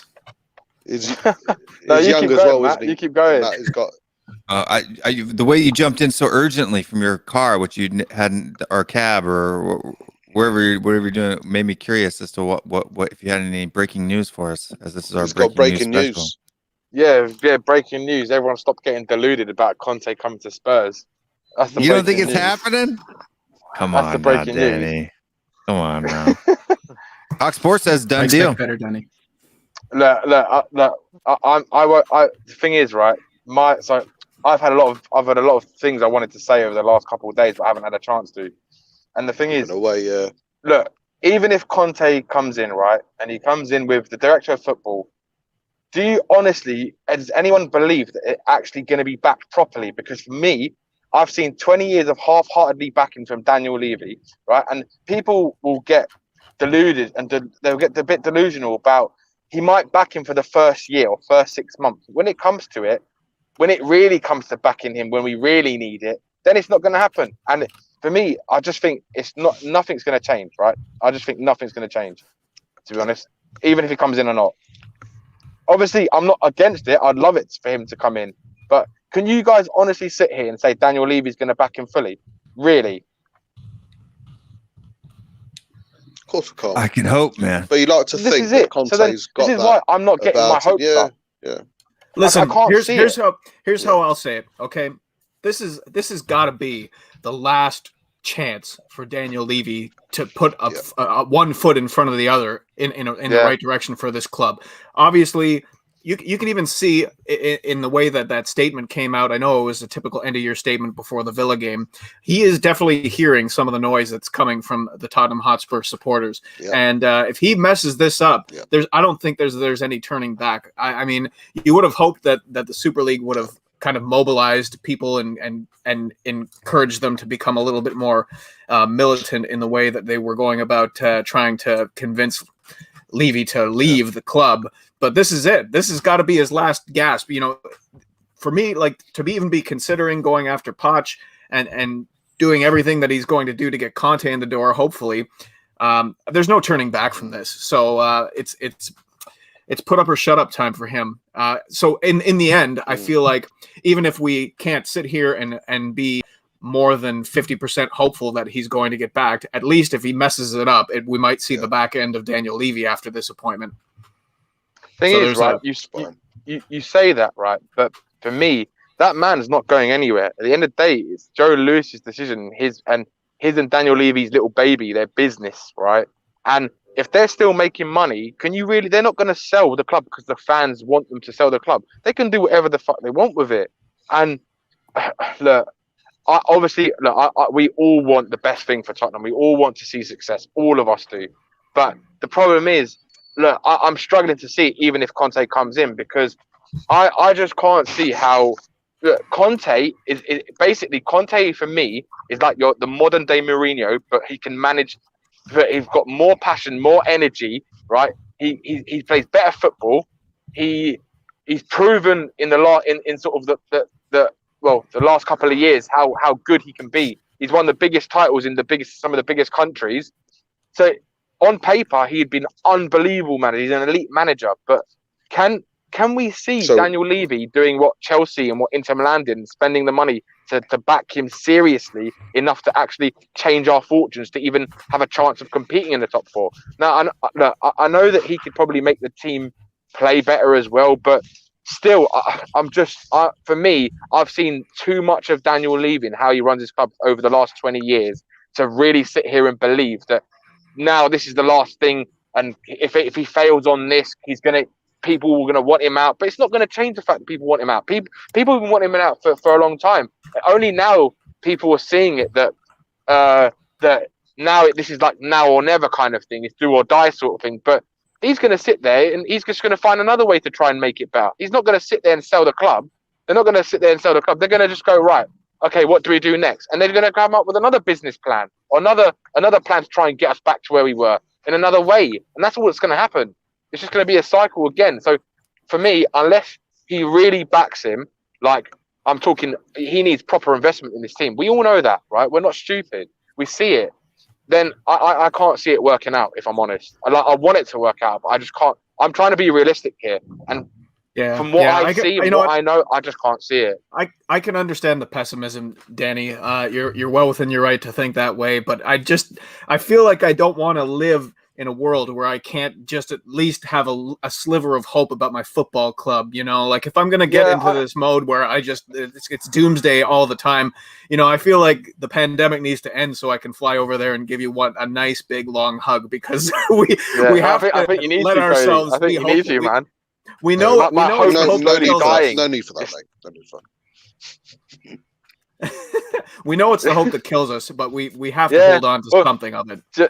Do you know what? So one of my managers, one of my bosses, at the client I'm working for, he's quite a big football fan, and I was saying to him, he was asking me about this situation of Tottenham and the Daniel Levy situation with the managers, and I said, I basically said to him, look, honestly, I've just stopped believing because it's doing my health worse than any good, basically.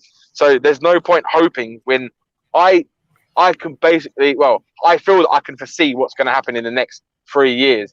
I mean, look, it'd be an absolute miracle if we do sign Conte in and Patrici, right, as the director of football, and we somehow win a title or win something.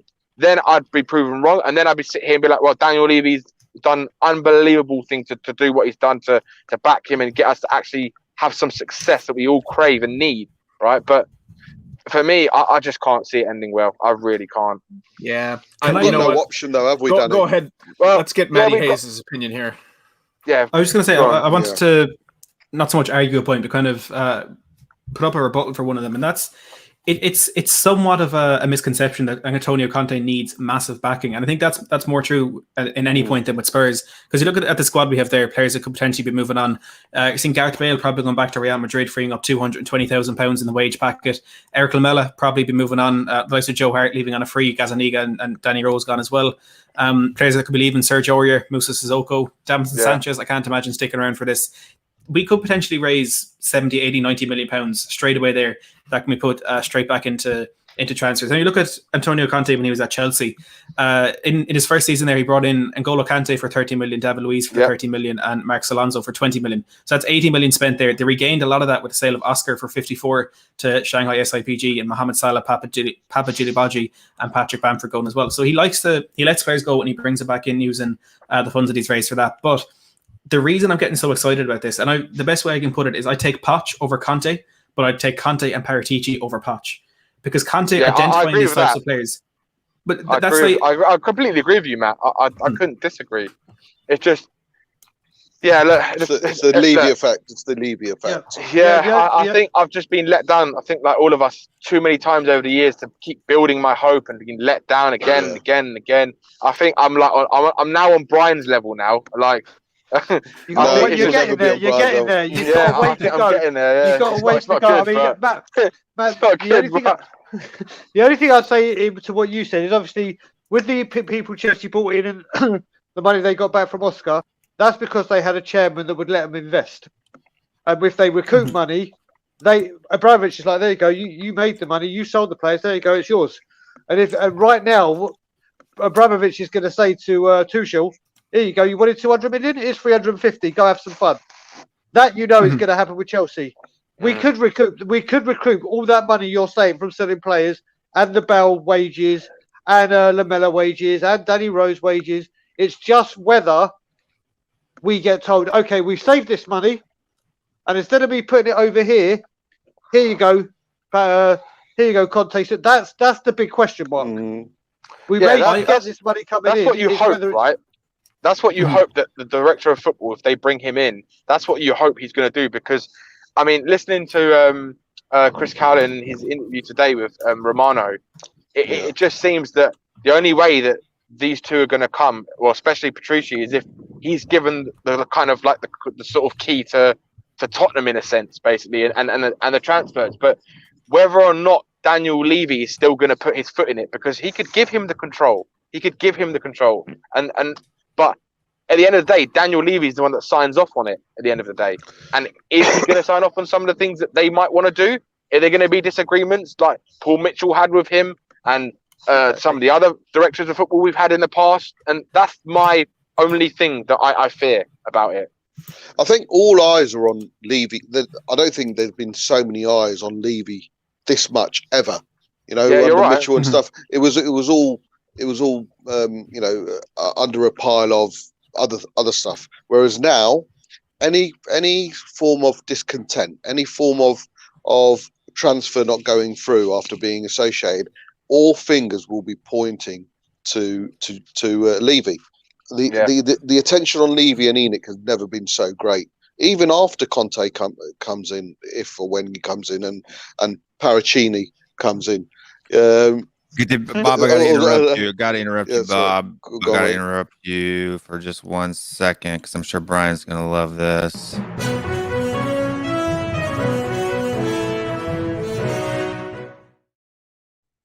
According to The Sun, Chairman Daniel Levy intends to make one last attempt to appoint Mauricio Pochettino. There it is. What? Do you know what? I fucking hate being right.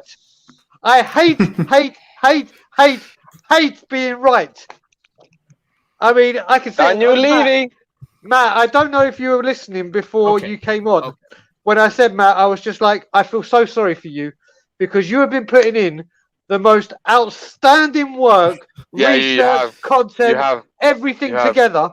And I was saying, and I've been commenting and sending whenever I've been on the stream anyway, it's like, you want to hear any news, go to Matt Hayes. He's bringing out daily videos with like up to the minute, and then within it gets done. So Conte is apparently on a plane, but we're going to make one. Oh, I fucking hate this man with a punch. I don't believe that. At this point. Yeah, I don't believe that. I do want to say we have to keep Matt Hayes on the channel. We have to keep him from going over to his own channel and doing a live stream right now because all of our viewers will go over to his channel. So everybody keep pumping Matt Hayes' tires. Matt, you're the best. We love you so much. You're such an expert. Stay here for as long as you want me. This is going to happen. Yeah, Matt, your show's not till 9, so you're good. Yeah, I'm holding off till 9. I can't stream 3-4 times a day because people just stop watching me. They get sick of my face. But I think a lot of people there in the live chat saying, the Sun aren't reliable. Charlie Wyatt, who works with the Sun, is the first journalist in this entire debacle who came out with the Mauricio Pochettino news. So I think if anyone is to be trusted and Levy Patch, I don't know. All I've seen so far is that it is the Sun who are saying it. But if there is someone to be trusted on Pochettino back to Spurs, it is Charlie Wyatt. Can you give us a bit of quote from that report, Matt or Will? Can you just read it from the Hotspur Related, which is a Twitter account, and they're sourcing the Sun. Cenk, obviously, he's already commented on that as well. Yeah, of course, yeah. So, because then with Spurs Web, they're on top of things as well. Hotspur related is a source that I use to get information. Then I got to go find it. So I have to go to the Sun and find that article itself.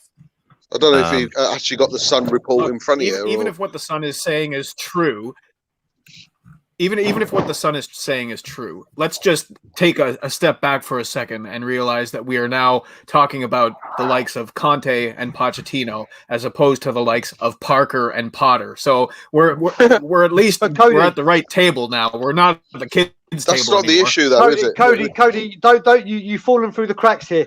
I've seen what they've done to you. You've fallen through the cracks. What you're saying is we're at this table talking about these. Smoke and Mirrors FC Slider Hand is talking here. But what has actually happened is we're at the table of the managers you've just mentioned. That's what's happening. Listen. You can I can see you. There and say, I'm not going to believe that we're going to sign Kante until I see it. I'm not illusions in our own way. I understand where you're coming from. I am holding on to a sliver of positivity about my football club. I haven't been able to feel any kind of positivity about this club since Arsenal away. It's been 3 months. So I am not going to just shit all over the idea that we might get a world-class manager. I'm going to hold on to the hope. We might be getting both in from the sounds of it. Oh, of course. The only thing that I can going to be find the from this- assistant, right? Yeah. The only thing that I can find from the Sun is an article posted an hour ago saying that That's the upping the ante, Tottenham closing in on Antonio Conte after hitting brick wall and bid to bring back Mauricio Pochettino. It does say, like at the very end of that Daniel Levy is still going to attempt to try to sign Mauricio Pochettino if he's able, but that's not looking possible because of the last 2 years in contract. Let us know in the comments who you would take if you had the choice between Poch or Kante. Just let us know, Poch or Kante. Me, I want Kante. I think it's too soon for Poch to come back. It's all the wrong reasons. I agree with you. I agree with you, Cody. If I want any of the two, it's got to be Conte and the director of football. I think if you're gonna have anyone, it's got to be them two. I think it's too soon for Poch to come back as well. That's why I think Conte's a good interim, an in-betweener, right? We all know, everyone here knows and understands that he's not going to be a permanent deal or a long-term guy. But if he can come in and grab, and smash bang a couple trophies for us, and then we can bring Poch in and really do things right. You know what I mean? I agree. And help, because if Kante can help get us into the top four, even get us in the top four and win a cup or two, that can get us back on track into being able to bring in the quality of players. That's why I said, like for us at the beginning of the season, we are at a huge crossroads, right? As soon as Jose got sacked, I said we are at a crossroads. We either go north, we either go up the table, or we're going down the table, right? Yeah. That's the only two options for us. There's no way we're sitting here in fourth, fifth, sixth spots. And to me, Kante, over the other options that we had been linked with earlier in the year, is a far better call at actually looking to go up the table rather than down it. Now, it's possible that we go down it. Absolutely, 100%. But it's also possible that almost 500 people just a second ago were watching the stream live. So make sure you hit that subscribe button and like the stream. 500 people watching the stream. We need like 200 likes or something like that. Let's help us get that to 300 likes. And if you haven't subscribed to the channel, go ahead and do that too. So. Matt, I've got a question for you. So I said this at the beginning. Like you look at Real Madrid, and it looks like Inter Milan are going to got Inzaghi today. They do things without releasing anything into the media. Yeah. There's none of this mainstream. It's just like wham bam. We need a manager. I'm an elite club. I'm going to deal like an elite club and just get the deals done. I remember Daniel Levy saying, the supreme leader, he who should be obeyed, the parasite, saying, listen, even with transfers, with like the Willian deal and everything, I hate bringing things to the public because then people find out my moves. So don't you think it's a bit ironic that when it comes to the manager, every single thing is coming out under the sun? Yeah, it is interesting. Daniel Levy can get things done behind the scenes. There's no doubt about that. You look at the deals to get Gareth Bale and Sergio Reguilon earlier. Or was it last summer? It was only a day or two before the actual announcement that we started to hear things about that. And look, I feel to some extent that's happened with Conte because the whole week we were hearing about Mauricio Pochettino, then all of a sudden Conte's nearly a done deal. So I do think to some extent he managed that, but there's always going to be a leak somewhere within the club. I don't think that's down specifically to Daniel Levy. It may be something within the club that they decide when to filter these things through to the press, or it may just be someone like that mold that Jose was talking about for so long. I think there could be something to do with that, but I personally wouldn't read too much into it. I think every club where you are, things like that are going to happen. And there's one thing I just do want to clarify, because Will used a word there about 5 minutes ago, just for anyone who doesn't know. A trophy is a cup or other decorative object awarded as a prize for a victory or success. Just for any Spurs fan that may not be aware, I thought I'd just clear that one up. Hey, hear me out. Brilliant, Matt. I love that. I love that. I'm going to bring a conspiracy angle to this whole news coming out from the Sun that we're going to take one more run at Poch. Do you think that this might have been something that is being leaked from the Tottenham camp in order to try and move Kante off some of the demands that he's making in terms of wage or whatever? Or is it even an angle that they're going out at PSG a little bit to get their hands off Paratici a little bit? Yeah. Quite possibly. I think all of the above, but I think you're shooting yourself in the foot if that's the case, because for what reason does Antonio Conte need to come to our club, right? That shouldn't be well, we're going to go try to steal Pochettino. Okay, but what's the next best job available right now? Everton. Yeah, Everton got a bit of money. They'll have a bit of money this summer to spend. I know what you're saying. Conte doesn't have to come here. He can take a year off. He can take a sabbatical, go sit on the beach and snorkel for a year with his family. That would be great. But I think this guy is a motivated person. He's addicted to winning. You see it everywhere he goes. As soon as the situation becomes a situation that isn't about winning first, he F's off, just like he has from Inter Milan. So I just hope that he brings as many people as he needs to instill a winning mentality at this football club. We've all talked about how the mentality and the players stems from above. So if Conte gets appointed, if Paratici gets appointed, and Daniel Levy takes a little bit of his hands off the wheel, I'm all for it. And I'm certainly hopeful at this point that that's what's going to happen. Yeah. I think it's Steve Hitchens. Steve Hitchens released it because he doesn't want the director. He doesn't want Paratici. So he's just literally, that's what he's doing. It's Steve Hitchens, one last final attempt. It would surprise me if Steve Hitchens was good at something. I'll be honest. One last attempt to save his job. Exactly. Danny, you're looking like a celebrity. You got somebody driving you around now, or what's going on? My work pay for cabs, so it's better than getting on the London Underground. Trust me. If you haven't been on the London Underground, you don't want to try it, especially in summer. London Underground's the worst, mate. Absolutely, shocking. So if they're offering to pay for a cab, I'm going to use it as much as I can, mate. Danny, where are you right now? I'm nearly home, about 5 minutes away. Okay, so you're in my neck of the woods. I got something else to report from the Daily Mirror.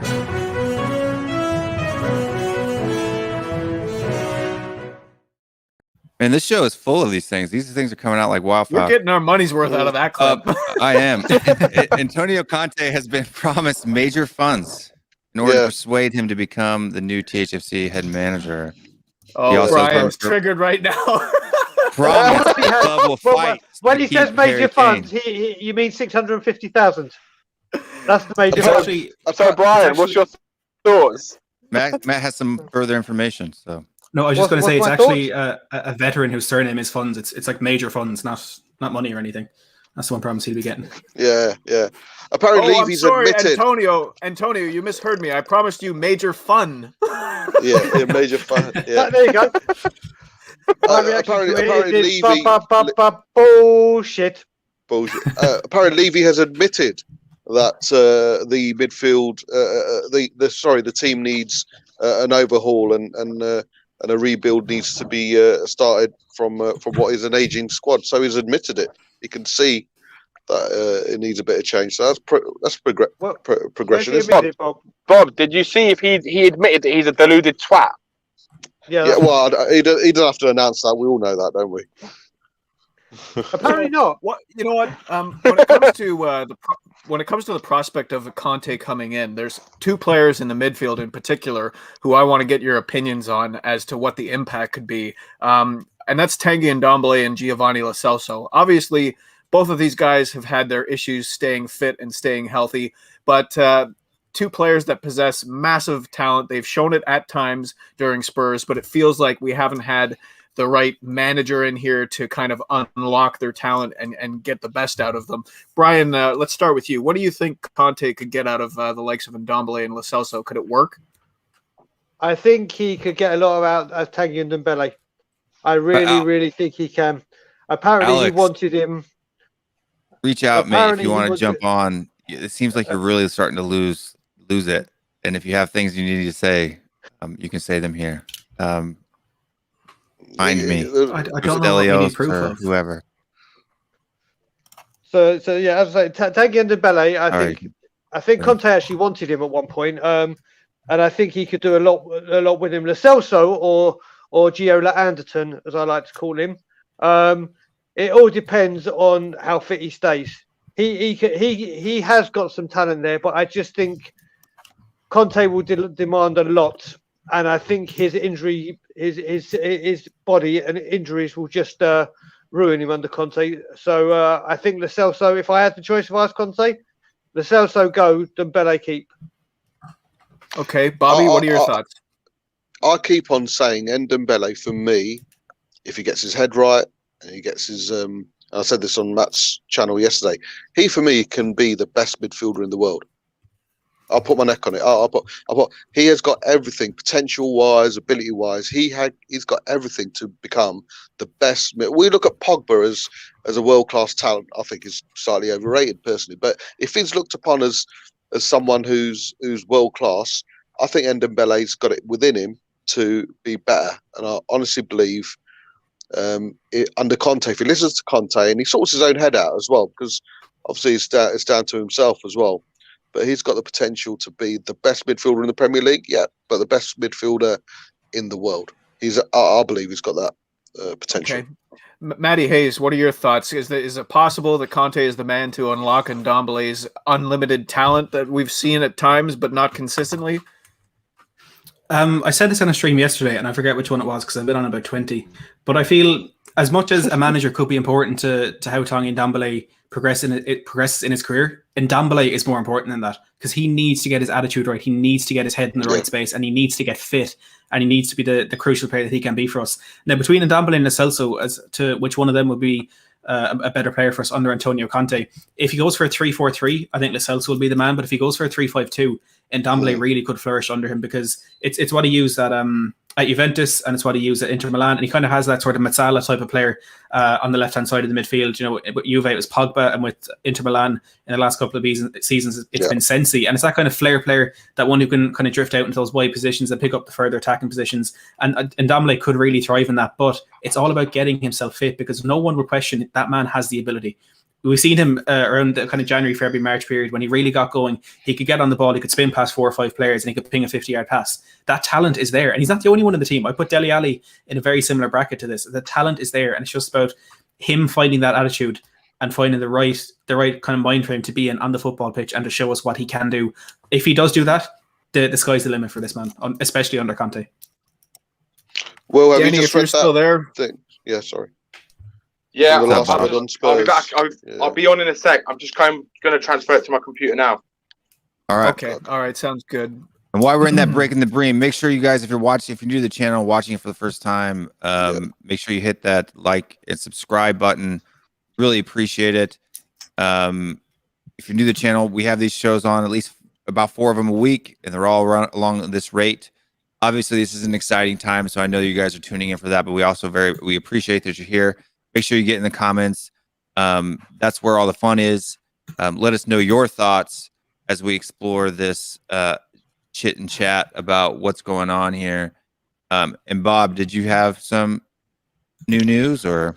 Yeah, Daily Hotspur have just said Daniel Levy has made it clear internally, apparently, that he will not sell Harry Kane. That's good. Good. That's a good breaking news. Finally, some good news. That's from Daily Hotspur and the Guardian Sport as a source, so it is pretty good source. That's a very good source, especially that's Dave Heitner. Yeah. Let me have a look, mate. So it is Dave. Danny, I'll find out later. I think. Did you want to give your thoughts, Danny, on the impact that Kante could have on our midfield of Ndombele and Lo Back in 1 Celso? sec, guys. Yeah, sure. I mean, I kind of agree with what Matt was saying as well. I think he kind of hit the nail on the head, to be honest. Yeah, so well done, Matt. You said it. You summed it up. Thanks, but, yeah. Danny. Appreciate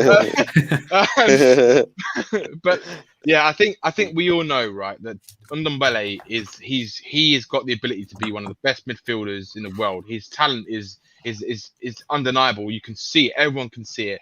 We all know his problem is his fitness. Now, if you get someone like Conte who comes in with the way that he manages players and the way that he needs 200% from players, his training sessions are just as intense as Poch's training sessions were. If not, it might be even more because of his winning mentality and what he wants from his players, and not just fitness wise, but tactically as well. And I think that he will tell them more directly how it is than Jose, who might kind of say, "Oh, you need to do this," and then or leave them out the team for ages, and then demotivates them and doesn't tell them what they need to do to get back into the team. He will say, "Right, do this. You're in the team. If you don't do that, you're going. You're not in the team anymore." And that's it. It's like there's like it's either yes or no. Either you do it or you don't play. Simple as that. Yeah. And he'll tell you that. And I think that's the difference as well. So I think the way he motivates people is a lot different. And I think if he can get Ndombele fit, right, he can play 90 minutes a game and he can run for 90 minutes, then we're going to see the Ndombele that we all expect to see. And I think that is the key for it. I honestly think it's literally his fitness. And I think that's it. And I think even Lo Celso, I think he can, if he can stay injury clear, I think he can really flourish under a Conte system. Yeah. Okay. Well, unless you want to chime in on the midfield, I know you're kind of trying to keep tabs on any breaking news that might come in here. I do want to talk about the formation, but did you want to chime in on those two midfielders? No, go ahead, man. I'm trying I'm going through like 5 different web pages now. Okay. Yeah, that's fine. So, I mean, the two formations that we could possibly see, we know that Conte likes to play from a back three, so we'd be looking at either a 3-5-2 or a 3-4-3. So the question that I want to pose to the gentleman here is, what would you prefer to see up top? Would you like to see Kane and Son in that two up front in a 3-5-2? And of course, the caveat is we don't know who's going to come in to fill in the rest of the starting 11 and the bench, but just knowing what we know right now, would you rather see a front of Kane and Son, or would you rather have Gareth Bale come back and have that front three of Kane, Son, and Bale? Bobby, what do you think? For me, are we keeping Bale? Well, under this hypothetical, we would. Yeah. I think, personally, does Bale have the legs to play in a Conte team? That would be my question. Yeah, he could do what he's just done this previous season and come in for 20-odd games. But I don't think Conte likes that much change. You know, we saw it with that defeat against Arsenal when Chelsea won the league, that 3-0 defeat. They were playing 4 at the back. Next game, he changed to 5 at the back, and they won, or 3 at the back, and they won like 11 games in a row. So he doesn't like change. He likes to get a winning method and keep to it. So if Bale stays, I honestly believe he's not going to be Conte's first choice, because I don't think he'll have the stamina to play in a Conte team. So I'd love, of course, in an ideal world, I'd love a on form Bale with great stamina, Sonny and Kane. But I do worry about Bale. I wouldn't be surprised if he's back at Madrid, mate. Yeah, well, there have been rumors since Ancelotti signed over there, which, by the way, crappy week to be an Everton fan, that's for sure. Some of the things that have come out in the press conference, you know, like that's Jose level shithousery from Carlo Ancelotti, you know, like in terms of talking about Everton's ambitions and what they expect. But Matt Hayes, what do you think about the formation? Do you see Gareth Bale coming back? And if you do, would you like to see him in a front three with Kane and Son, or do you think just Kane and Son up top? Well, I'm giving away a lot of what we're going to be talking about on my stream later, but I think based on what Conte's done in the past, the best formation to get the best out of Harry Kane at Spurs is the 3-4-3, because you're looking at what he did at Chelsea. He had that front three of Eden Hazard, Pedro, and Diego Costa. Now, as much as Diego Costa is a target man and he's an out-and-out number 9, a lot of what he did in that team was kind of dropping a bit deeper and almost making it a 3-4-1-2, allowing Pedro and Hazard to run ahead of him into the channels, or at times Pedro and Hazard running wide. It was actually those fullbacks who were running into those central positions. You probably remember when Chelsea beat us at Stamford Bridge that year, it was Victor Moses coming in at the back post to talk across the way. So that there is that a lot of interchange in that front line, and it's something that will really suit Harry Kane. Son, of course, perfect for that as well. Gareth Bale, I agree with Bobby. He may not have the legs to do it, but theoretically, he's a perfect player to fit in there because he's good in the air. He's good making those late runs, good on both feet. Maybe that is somewhere we could look to invest, because aside from Bale, I don't know if there's a good enough player to fit that system. Yeah. If you are looking at the 3-5-2, I think Son and Bale fit into that perfectly as well, because say we're looking at the way they played at Inter Milan this season, typically it is Lukaku and Lautaro Martinez as the front two big target men, out and out strikers again. But they like to interchange that, and at times they play one target man and one wide forward. At times they play two wide forwards. You're looking at the likes of Alexis Sanchez, Ivan Perisic, Politano as well. And what that does is with those wide forwards kind of pulling wide, allowing the midfielders to run from deep and to funnel in centrally. And that's where we could get the benefit of the likes of Dele Alli, Tanguy Ndombele, and any other player that may come in, even Lascelles still fit in there as well. So I do think the players we have fit both of Conte's systems. And I've said it, people are asking, why is Conte coming to Spurs? Well, he sees something. He sees potential in his team. He sees potential in the squad. And as much as he can say he wants to improve the squad, wants to revamp it, there does have to be that element of quality and the element of that squad suiting what he wants to do already. And I do feel our attack line fits perfectly into both of those ways. But ideally for me, I'd like to see the 3-4-3, because we want those three attacking players. It's a bit more attacking, really, really good on the counter-attack. And it's won the Premier League before. Do you think, you know what? I think I think that there might be an element of Conte wanting to come in here after Jose has failed. They have their thing between them. Jose with his comments back when they were at Chelsea and Man United, saying that Conte will always be a small man. Wouldn't it just be like twisting the knife into Jose's side a little bit? If he took most of what it would just be like ultimate shithousery. But Danny, what are your thoughts on the formation, and what do you want to see up top? Yeah. I kind of agree with what Matt was saying again, to be honest. I mean, I like that 3-4-3 formation. But the thing is, right, Conte has used the 3 and the 2, with 3 defenders, the 2 wing backs, 2 in midfield, and then 3 up top as well. He has used that formation, and I like that formation personally, because if you've got like a Bale, Kane, and Son up front, if you've got a fully fit Ndombele, and you've got 3 good centre backs, not Eric Dyer or Sanchez. You've got like a Anderson or Milenkovic, and then say a Toby, for example, just for argument's sake. And you've got like an Aarons or and Reguilon as the wing backs. Then in the middle, the 2 in the middle are not going to have to do as much as what they have been doing before. And it'll allow the team to play better, because they're going to have more fitness anyway. The whole team will have better fitness. You're going to have better defenders supporting those midfielders.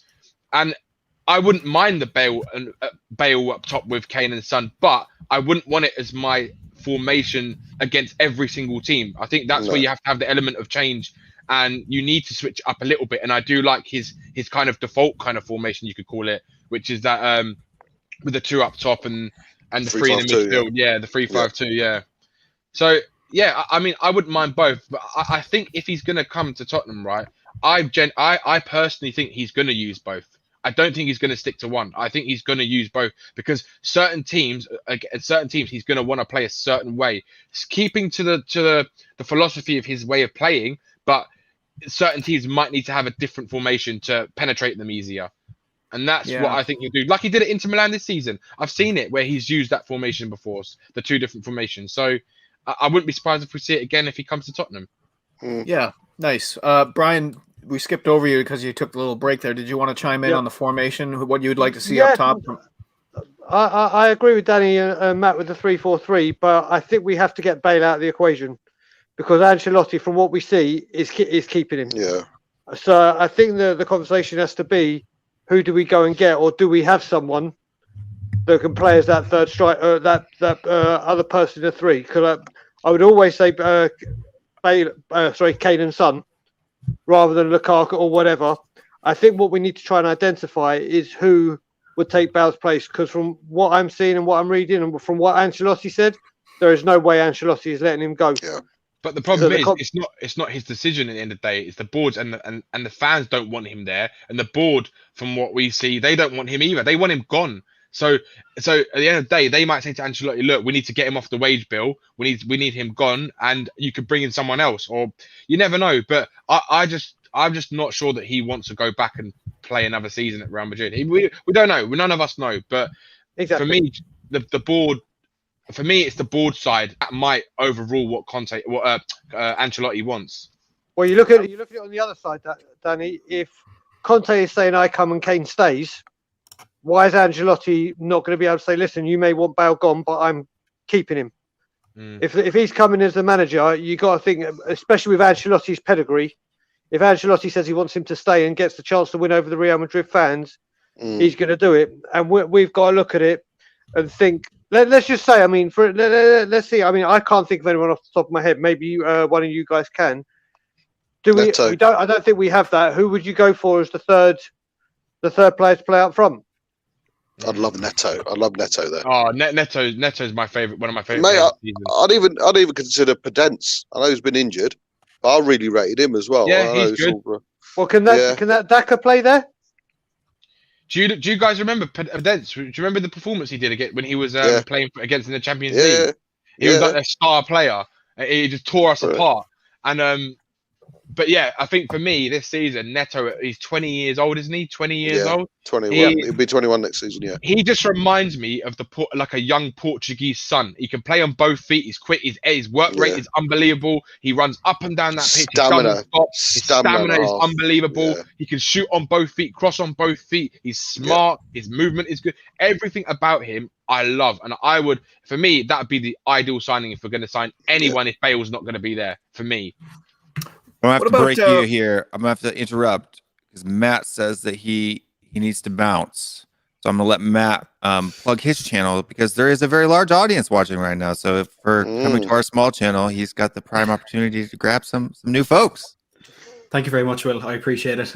Yeah, look, my channel, I talk crap most days about Spurs and the pursuit of a manager. I've gotten crazy numbers on my channel recently. I did a stream this morning and my goal for the end of the stream was to hit 7.6k and I've just gone over 7.7k. So there's absolutely insane numbers on the channel. I appreciate everyone who's going there. And you're too kind, Cody. You're too kind. I'll be doing tactical analysis of Kante and what he may bring to Spurs a little bit later with Henry Wright, Jenk, and David Harris. Of course, stay here if Will is still live, but if not, come over and check it out, and hopefully you can drop subscribe while you're there. But the most important thing is to absolutely obliterate that subscribe button here for Will and everyone working on his channel with him to get him for 1k, because you know it's deserved and you know he's going to get there soon. So you want to be able to say you were in the first 1k and Will Stewart THFCRants, so make sure to hit that button, and hopefully I'll be back on again soon.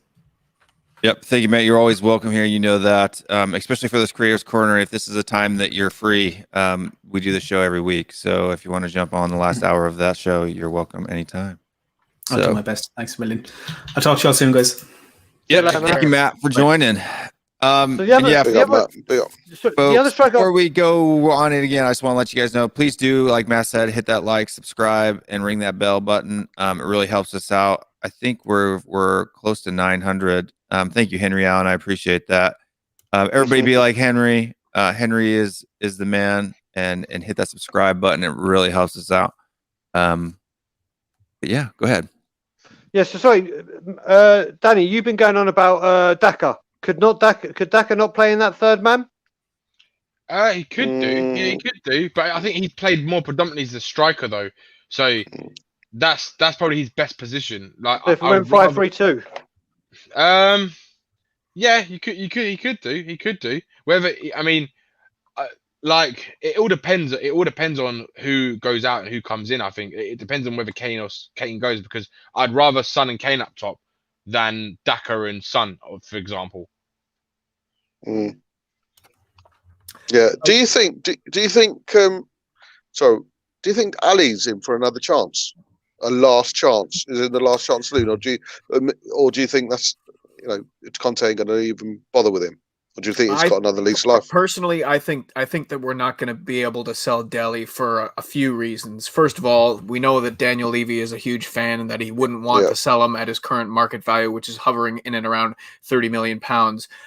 The other reason is we need to keep some homegrown players because none of the players that you guys have listed as your first choice are English players. Some of the best English players are probably going to be outside of our price range if we're talking of the likes of Jack Grealish and whatnot. But so I think that I'm actually scared that we're going to keep the likes of Harry Winks even. But in terms of who I would like to see up top, I see a lot of people in the comments mentioning one of my choice favorites, which is Rafinha from Leeds. I just think he's a brilliant player, and that he would bring a lot of creativity. He would be a choice option as well. Whether he would be in our price range, I wouldn't bring in any of those players that we've discussed to play up top if it meant it was coming at the price of not bringing in a top center back. I want to prioritize quality over quantity. If Conte is going to come in here and work some of the magic that he's worked at his previous clubs and bring some of the best out of some of the players that we've already discussed, let's support him by bringing in that world-class center back to marshal that back line, provide some leadership, and possibly even take on the captain's armband, because we just desperately need that. You cannot compete for league titles. You cannot take top 4 by the scruff of the neck without that commanding center back, and it's just the most clear and obvious gaping hole for me. But that's just my opinion. Even with Conte, though, do we think Grealish is a definitive no-go? Have we totally missed the boat? Or does the appointment of Conte put it back on the table? If Bale goes? I think we missed the boat with him. I think there's no way we can afford him. I can't see Daniel Levy spending £80 million or whatever it is they value him at to bring him in. I don't even think if they sell Kane that they're going to look to bring in a player like that, of that quality. They'll look to bring in sort of a few, maybe a lot better players, but a few of them rather than one big player. I can't see Daniel Levy doing that. I mean, right now, there's a report that's coming out that's saying that we're looking to strengthen a right back, center back, and midfield this summer. Yeah, that would be the priority for me as well. Yeah, same here. And I totally agree with Danny. I think that it would be nice if we were able to get Jack Grealish, but I just think despite Grealish missing almost 3 months this season, when he was on the pitch, he was brilliant, and his price has never been higher. I just don't think we're going to be in that type of market. If we're going to spend that kind of money on one player, we need to spend it on a defender, and I think that's understood at Tottenham Hotspur as well. But I did want to touch on Conte's man management, because obviously he is a fiery individual, and there's a lot of clips of him saying that he would rather kill people than deal with people who have bad attitudes.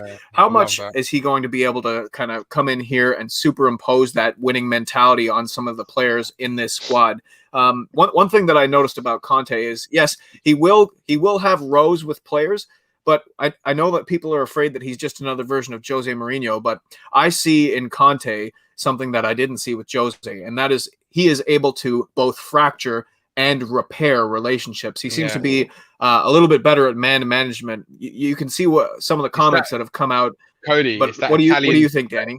It's that Italian swagger. It's that Italian swagger that he's got. He's got that Italian aggression, that Italian swagger. That he's smooth. He's a smooth operator. That's what he is. And for me, like he shows that aggression and passion more than most managers around nowadays. And in a way where you're in awe of him. Like, I think people are drawn to him. Like, when I remember watching him at Chelsea, and I was like, do you know what? I love a manager like that. I'd love just his passion is so raw. Like, he gets involved everything possible. And I think the players at Spurs, they need someone like that, I think, right now, because I think there's too many people just lazing around and just walking around thinking they own the place. And they need someone who's going to come in and, like, the big daddy and the boss who's going to come in and tell them how it is. And if they don't like it, they can fuck off, basically. So I think, I think he would be great for people like possibly like Dele Alli, because then what he'll do is, I think if Dele Alli doesn't respond or react to how he's trying to motivate him, then it tells you even more what we kind of already feel about Dele Alli, which is he's he's just his motivation, his desire is not there to be a top professional footballer, which means that he then has to go. And it's going to be the same for players like Harry Winks. And if they do decide to keep Sanchez this season, if they don't get him out, people like that as well. And he will call it out. And then they might stay maybe one more season, but they'll be gone the next season because they're not going to be good enough, or they're not going to listen to what he's going to say. So I think he'd be absolutely phenomenal for the mentality of the players in the squad. I think better than Jose, because I think personally, and I was saying this to Brian the other day, with Conte now, he just reminds me of just like how Mourinho was when he first came onto the scene. This arrogant person that he just with so much passion and energy that everyone's like, who is this guy? Like, who is he? Kind of thing. But with Conte, like, he's already kind of established up there. And with Conte, he's like your modern day Jose, but like the sort of like the Jose 2.0, but with better tactics and for the modern day and better man management style. And I think he's the best option. There is no one else who's going to do a better job than him if he's backed in the right way. I think he'd be unbelievable for us. Okay. I just want to quickly try. I want Dele Alli out the door as quickly as possible. Yeah. So do I. Out the door as quickly as possible. I don't think it's going to happen, though, Brian. I don't think it's going to happen. If he starts showing some form again now, I will hate him even more, because it's 3 years where you've just shown that you've just been faffing about and not giving a shit and doing whatever. And like you said, Cody, we might not want to sell him now at 30 million, but for every year we keep trying to unlock what we've got in Delhi, another year and his contract goes down.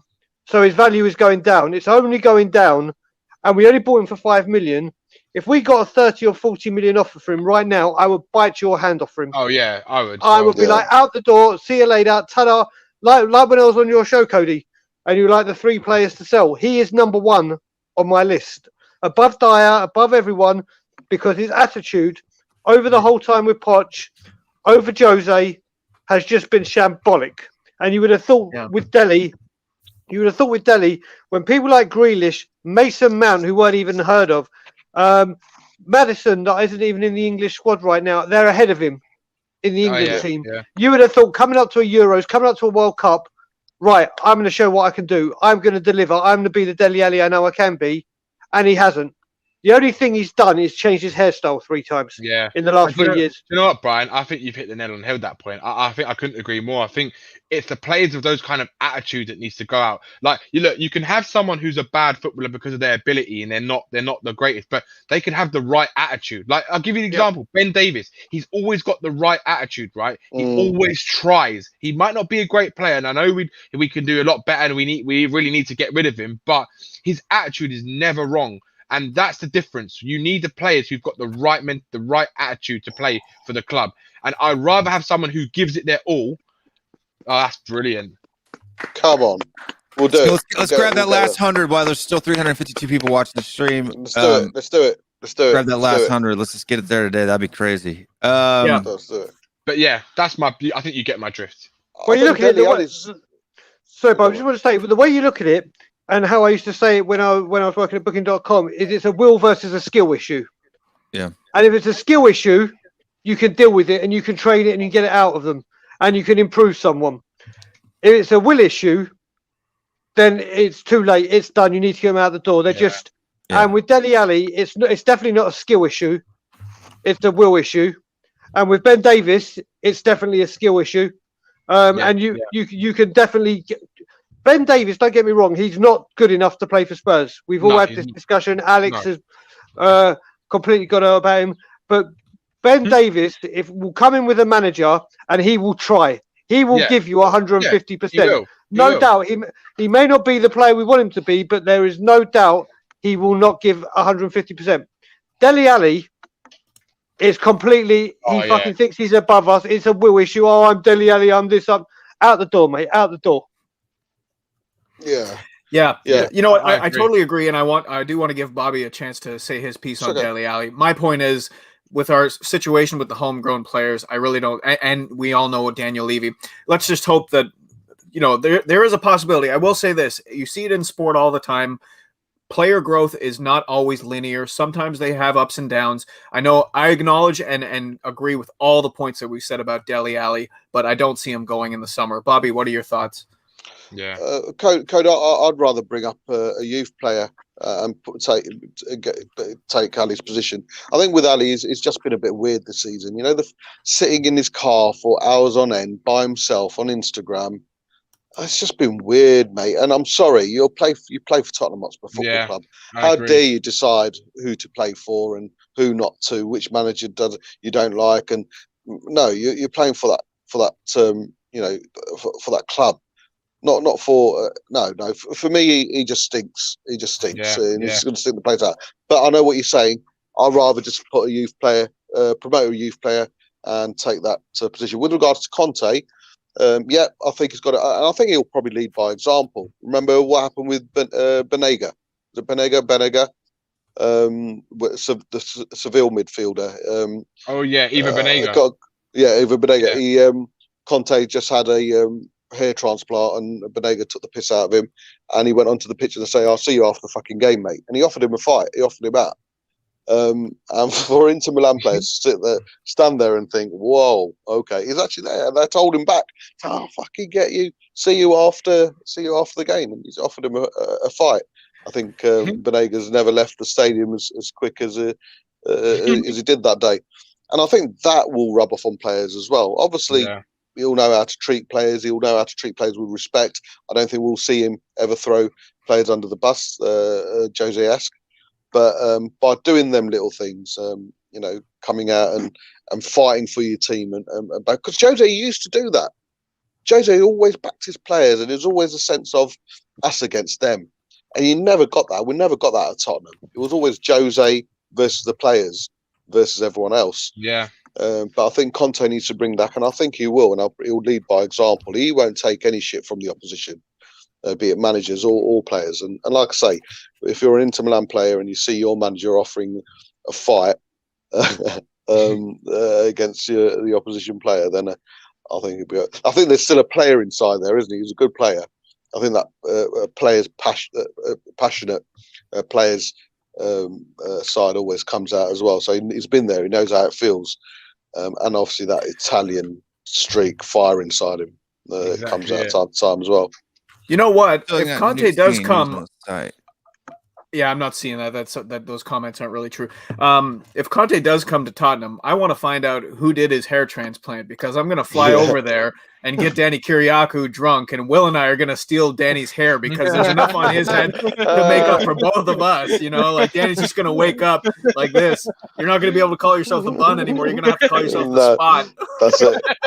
Yeah, you're gonna have to start donating buns to people there, Danny. I know. I'm gonna have to, aren't I? I can make a business out of it then. The other thing I'm going to bring up with like to drink, Danny. The other thing I'm going to bring up with Dele Alli, and I think Mr. K said it in the comments as well, and I've been saying it the whole time. I would get Dele Alli out the door, and immediately, and this guy would do incredible under Conte, and I've said it all summer, is go get James Ward-Prowse. Go get James Ward-Prowse. He will give you 150% genuine dead ball specialist. I think he will thrive under Conte alongside Højbjerg and Ndombele. Right. He could probably be a really good midfielder under him. With Ndombele and then Højbjerg sitting in, I think James Ward-Prowse could be absolutely a masterstroke, and he will give you what Dele Alli doesn't, which is commitment. But does it not worry you, Brian, that he's always been at the forefront for Southampton year in, year out? And Højbjerg came in after him. Yep. Højbjerg's moved on. He's been scouted. But I've never seen Prowse be attached or to a big team, not a Liverpool, Man City. Maybe he's not got it, but, you know, I've never seen him be attached to. There's no transfer news surrounding Ward-Prowse in the cinema that often. We at time to time associate with him, but there's not that hoo-ha. And that, I don't know, be it you know, not because we're not professional, is there something we're missing? You know, I think it is, Bobby. I think it's because a lot of times right now, the formations people are playing in modern day football, they're looking for a DM or an attacking midfield. It's all about, it's not 3-5-2s or 3-4-3s. Yeah. And James Ward-Prowse is what I just call a midfielder. He's not a Frank Lampard that goes forward and is doing all the forward runs to get in the end of things, and he's not a defensive midfielder like Højbjerg. He is a genuine, like a David.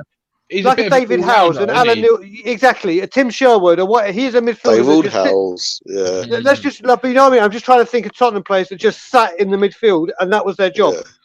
Yeah. And I don't think we've needed that position. We've even needed someone to like a Palacios or a Wanyama, or then we go for a Son or Zakora. whatever. Yeah.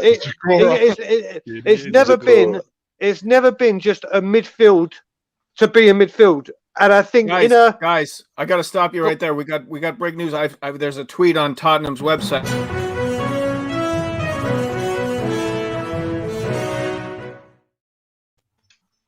Family time with Lucas Moura.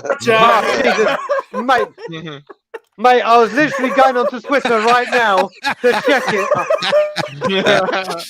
Cody trolled the whole panel. I was in the middle of reading an article, and then all of a sudden I was like, "Wait, what?"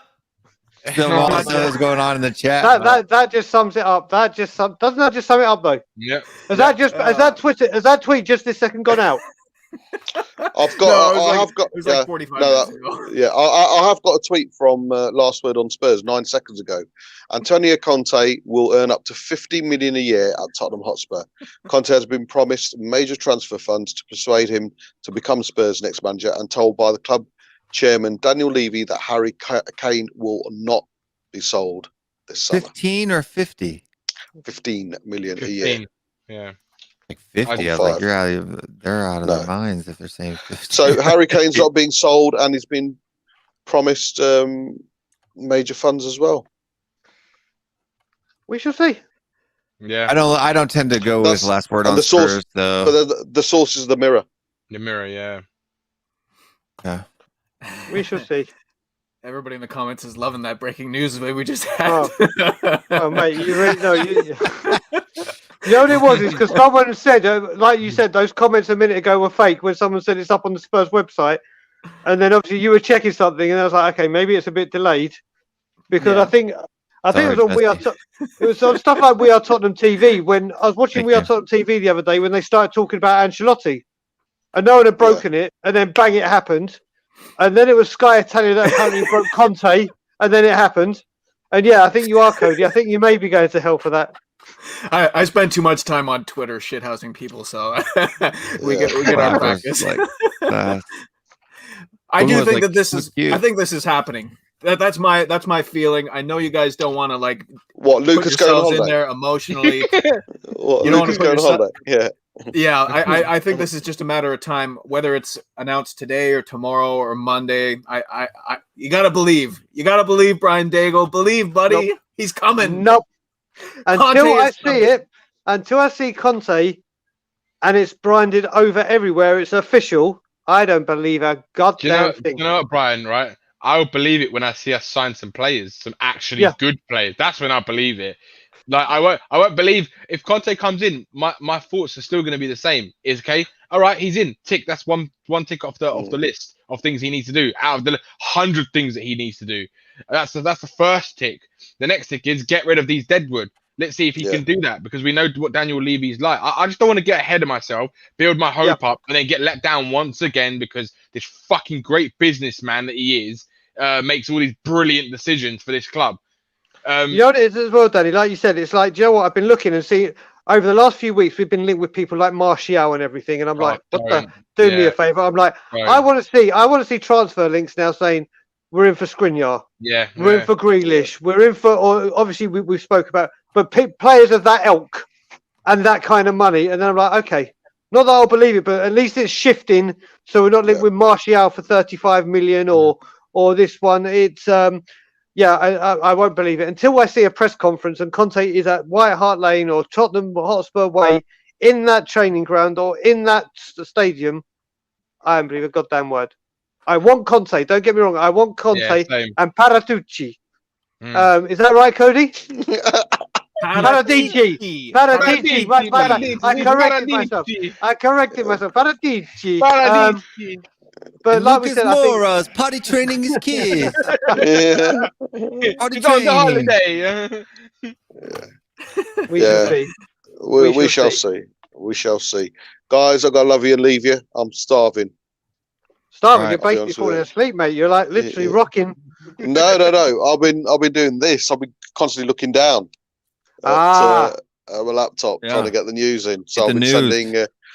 So I've been sending, and if I get everything, I'll carry on doing that. But Well, yeah, Bob, plug your channel, mate, before you jump. yeah. Bob Spur TV. I did the first breakfast with Bob Spur, all out Bob Spur this morning, and it went down a treat. Did it with Spurs India, and it was absolutely fantastic. 9:30 in the morning. I was up well early.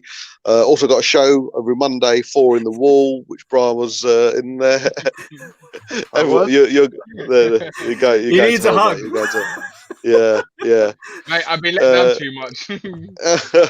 But yeah, 4 in the Wall every Monday, 10 o'clock, and then I'm normally slagging around everybody else's. But yeah, Bob Spur TV, please go on and check out some videos. And while you're there, please subscribe. I want to get to 1K before the start of next season. That'll be nice.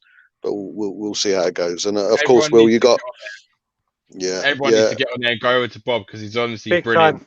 He's brilliant. So Bob's got a everyone great who's watching, please do it. You will not regret it. I'm telling you this right now. that is true. That is true. Cheers, guys. Thank you very much. And we'll See you later on, Bob, buddy. Obviously, we might have something planned for the Euros, and I'm sure we'll announce something soon. Yep. We need to figure out a day of the week. Yeah. To do that. Right. I've got all the contributors squared away for that show. So folks that are watching this, it's a good thing to do we're going to be having this major show here with it's kind of along this vein, but even bigger and better, and it'll be kind of moving around from place to place. So make sure to keep your eyes open for that. Bob will be a part of that. Brian will be a part of that. Danny will be a part of that. Cody won't be a part of that. No trolling for Cody. No, I'm kidding. I have to go. I can see my 1-year-old rolling around in the crib. But before I go, I did want to just say to everybody that's been tuning in today and all of our new subscribers, everyone who's been commenting and liking the stream, thank you so much. This has been probably the biggest day for channel growth. Just these last couple of hours talking about Kante and Paratici and all the positive vibes coming out of this. But I'm going to say that name as many times as possible. Do you guys want to hear the song I wrote for Antonio Conte? Because I think he's here. I heard it.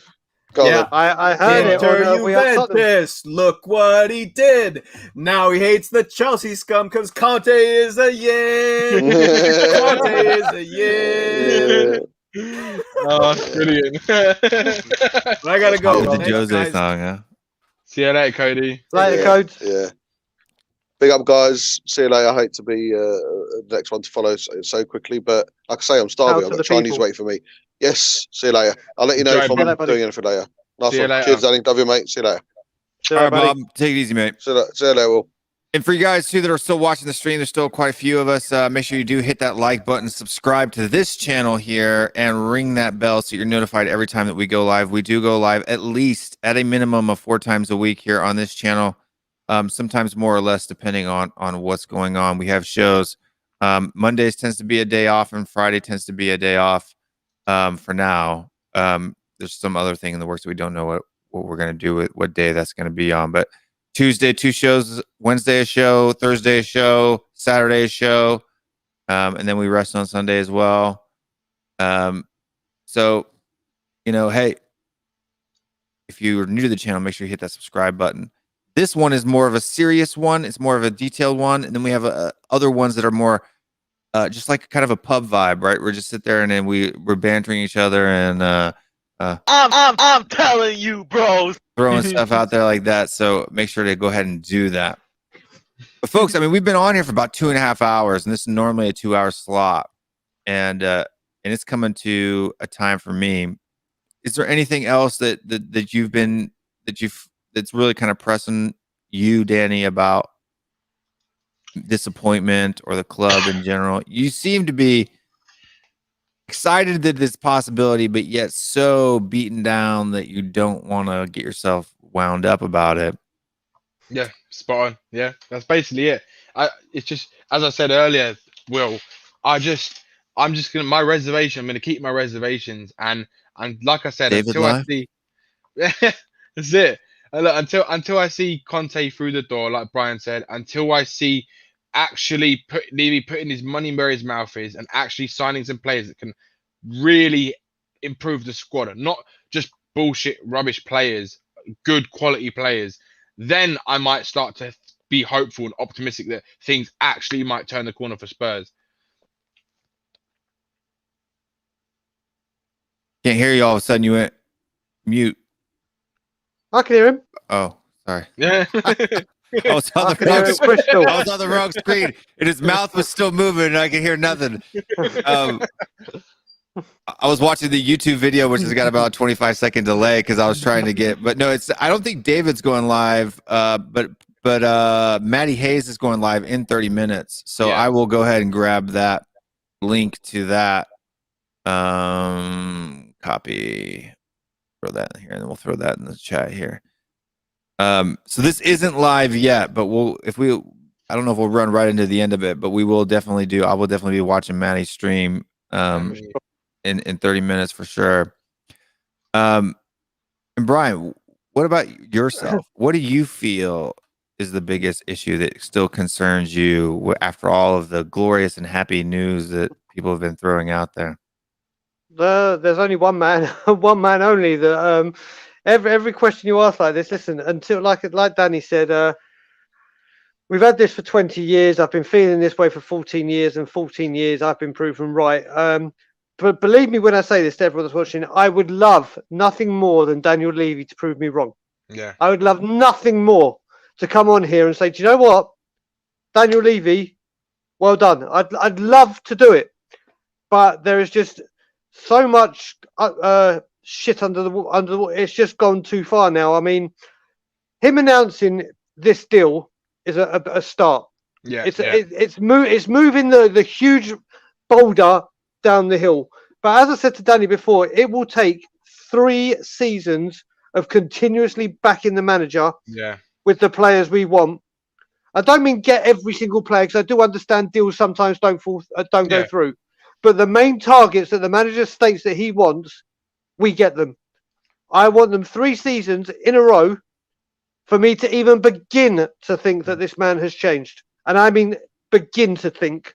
I really want this deal to come off. I think the director of football is the key to all of this. Exactly. It's not going to happen. This is what I'm saying. Tommy is right. And this is the thing I'm saying. I just can't see it. I still, to this day, can't see Conte coming. I still don't see Poch coming, unfortunately. But let's just hope I'm proven wrong with this one. Let's just hope. Yeah, I mean, for me, I'm definitely not going to give Daniel Levy a break. I think that not only did the fans push him to this decision, but also the players, being as poor as they were, pushed him to his decision. The manager, pushed him to his decision. This is definitely, especially with the tweets and the news about them arguing over, hiring 4 players or 4 people or 7 people or an extra 3 million here and there. It makes me look like this isn't really something that Daniel Levy wants to do. I think that if it's something that he kind of is being forced to do in order to keep Harry Kane and Son at the club, you're right, bro. And that he's kind of going into this very reluctantly. And I don't think that we're going to see a lot of changes from Daniel Levy. In fact, I definitely don't think that you'll see Daniel Levy, kind of man crushing over Antonio Conte like he did with Jose Mourinho when he first, Thing is, right? I think with the Jose Mourinho thing, I think the difference is that he fell in love with Jose when he was at his peak. He got Jose 10 years too late. That was the difference. And because he always had this thing, Jose's Jose. And that's where he went wrong. And that's where he made the bad decision. So I think you're spot on, Will, to be honest. I think Sorry, go on, Brian. No, go on. I was going to say, even if Conte and the director of football does come, I will still be back in October and I will still be protesting at the NFL. I will still be protesting. And the other thing I'd love to say is, bloody hell, if we do get Conte, wouldn't you just love All or Nothing, the Amazon documentary, to be next season? Oh my God, yeah. Because that... They ought to do that all the time, though. Right? That would be box office. Brian, you know what? Honestly, that's probably what in the back of Daniel Levy's mind. Imagine having Antonio Conte in his first season with an Amazon documentary. You could make more money again. Do you know what I mean? That's got Daniel Levy written all over it. That. So the Yeah, I folks think from he'd shit himself. are jumping in here, and Shamu says still not confirmed. No, but we are closer. I think a lot of the news right now is it's done deal. I mean, even TalkSport now is writing articles in the past tense, like Antonio Conte can be difficult, but Spurs have made a big statement by appointing him as manager, right? Like we haven't even it hasn't been official yet. They're already saying that. Still like nothing on Sky. Still in the nothing. Past What did tense. TalkSport say then? What did they say? There's no official statement, but the way that they're writing the articles, right, is in the past tense, right? So that's the difference. It says they're ready to announce the former Juventus, Chelsea, and Inter Milan manager as their new boss after a breakthrough in negotiations. But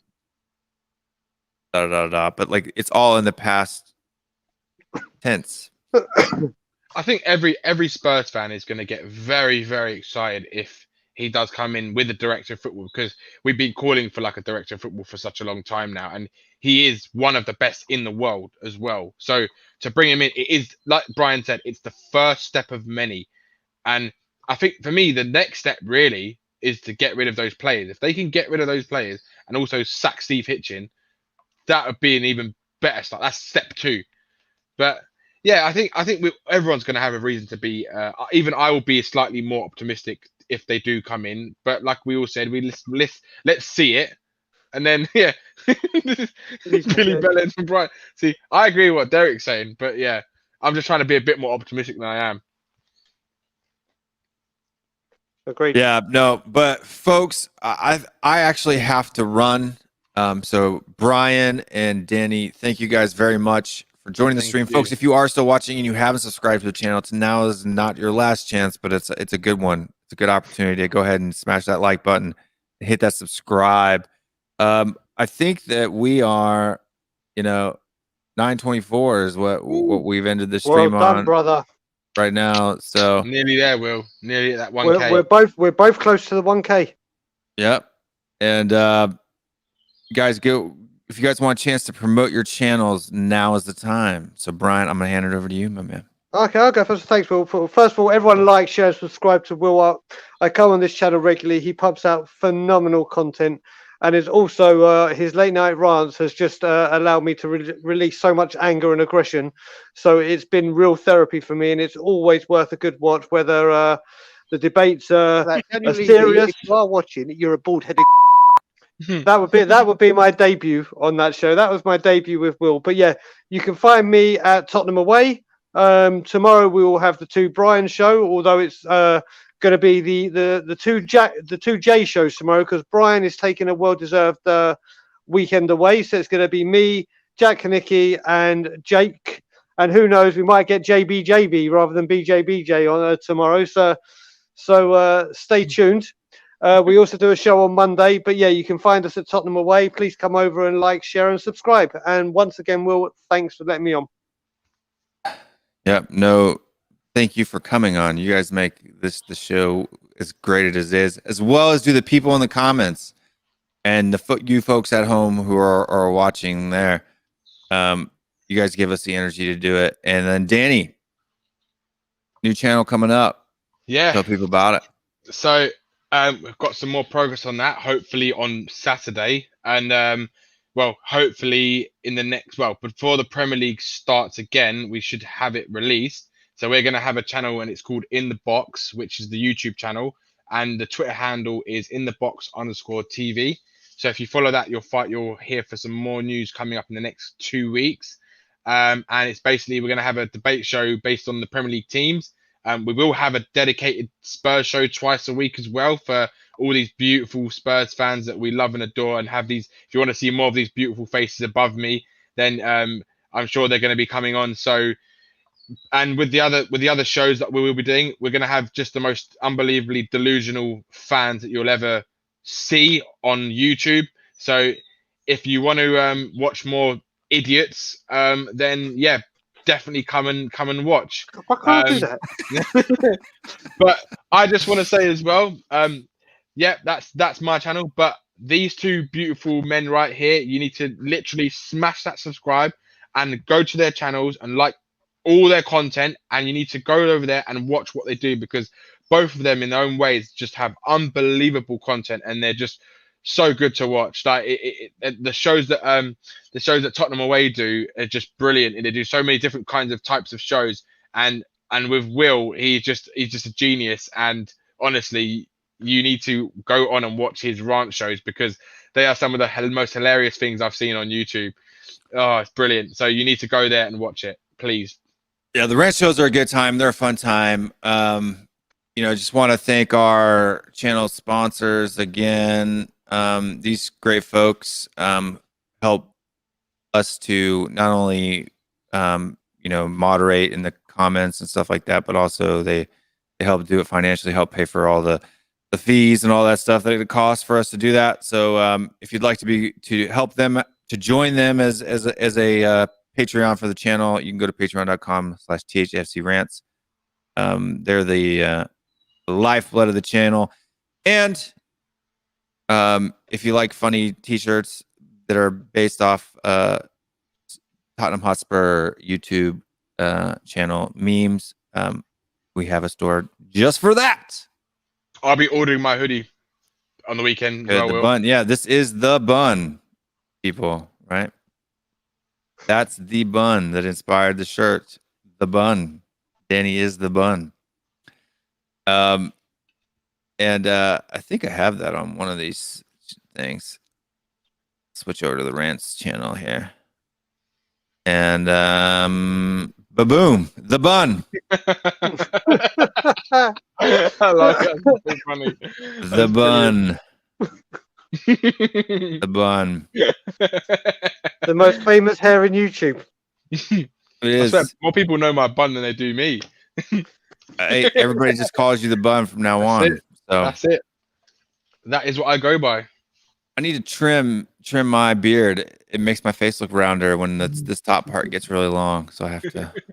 I was just like Wolverine, right? I think the Wolverine look would suit you, Will. Especially when you get in your angry rants, it'll be even better. But guys, I just threw the link into Maddie Hayes's video. If you guys would be so kind as to when that video goes live, or heck, even do it now if you don't plan on watching it. Click that link, go over there now, and type in there Will's Raid, or Rants Raid, or anything you want. Just put in Will's Raid, Rants Raid, either of that, and let them know where you came from.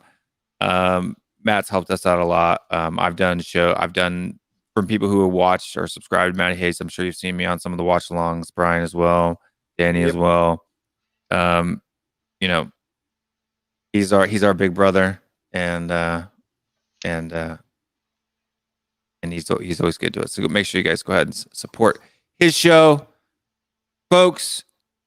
We'll be back. I am up later, so if there is any later things, I may jump on if there's an exact announcement after all the UK guys go to bed, if there's a midnight. Just to let you know, Alistair Gold's released a video 4 minutes ago. Yep, I just saw that as well. After Matt's stream. Yeah, I will definitely do that. And then watch that video, watch Matt's stream, like this channel, subscribe to everybody who's been on here or who is here, who was here.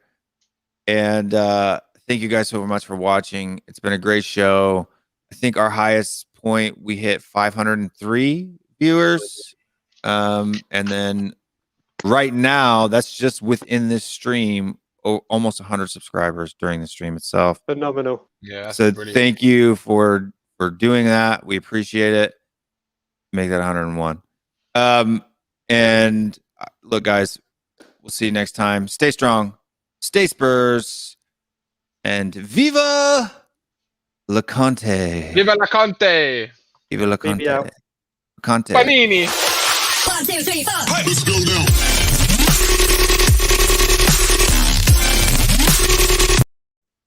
Did you just say? 1, 2, 3, 4. Let's go now.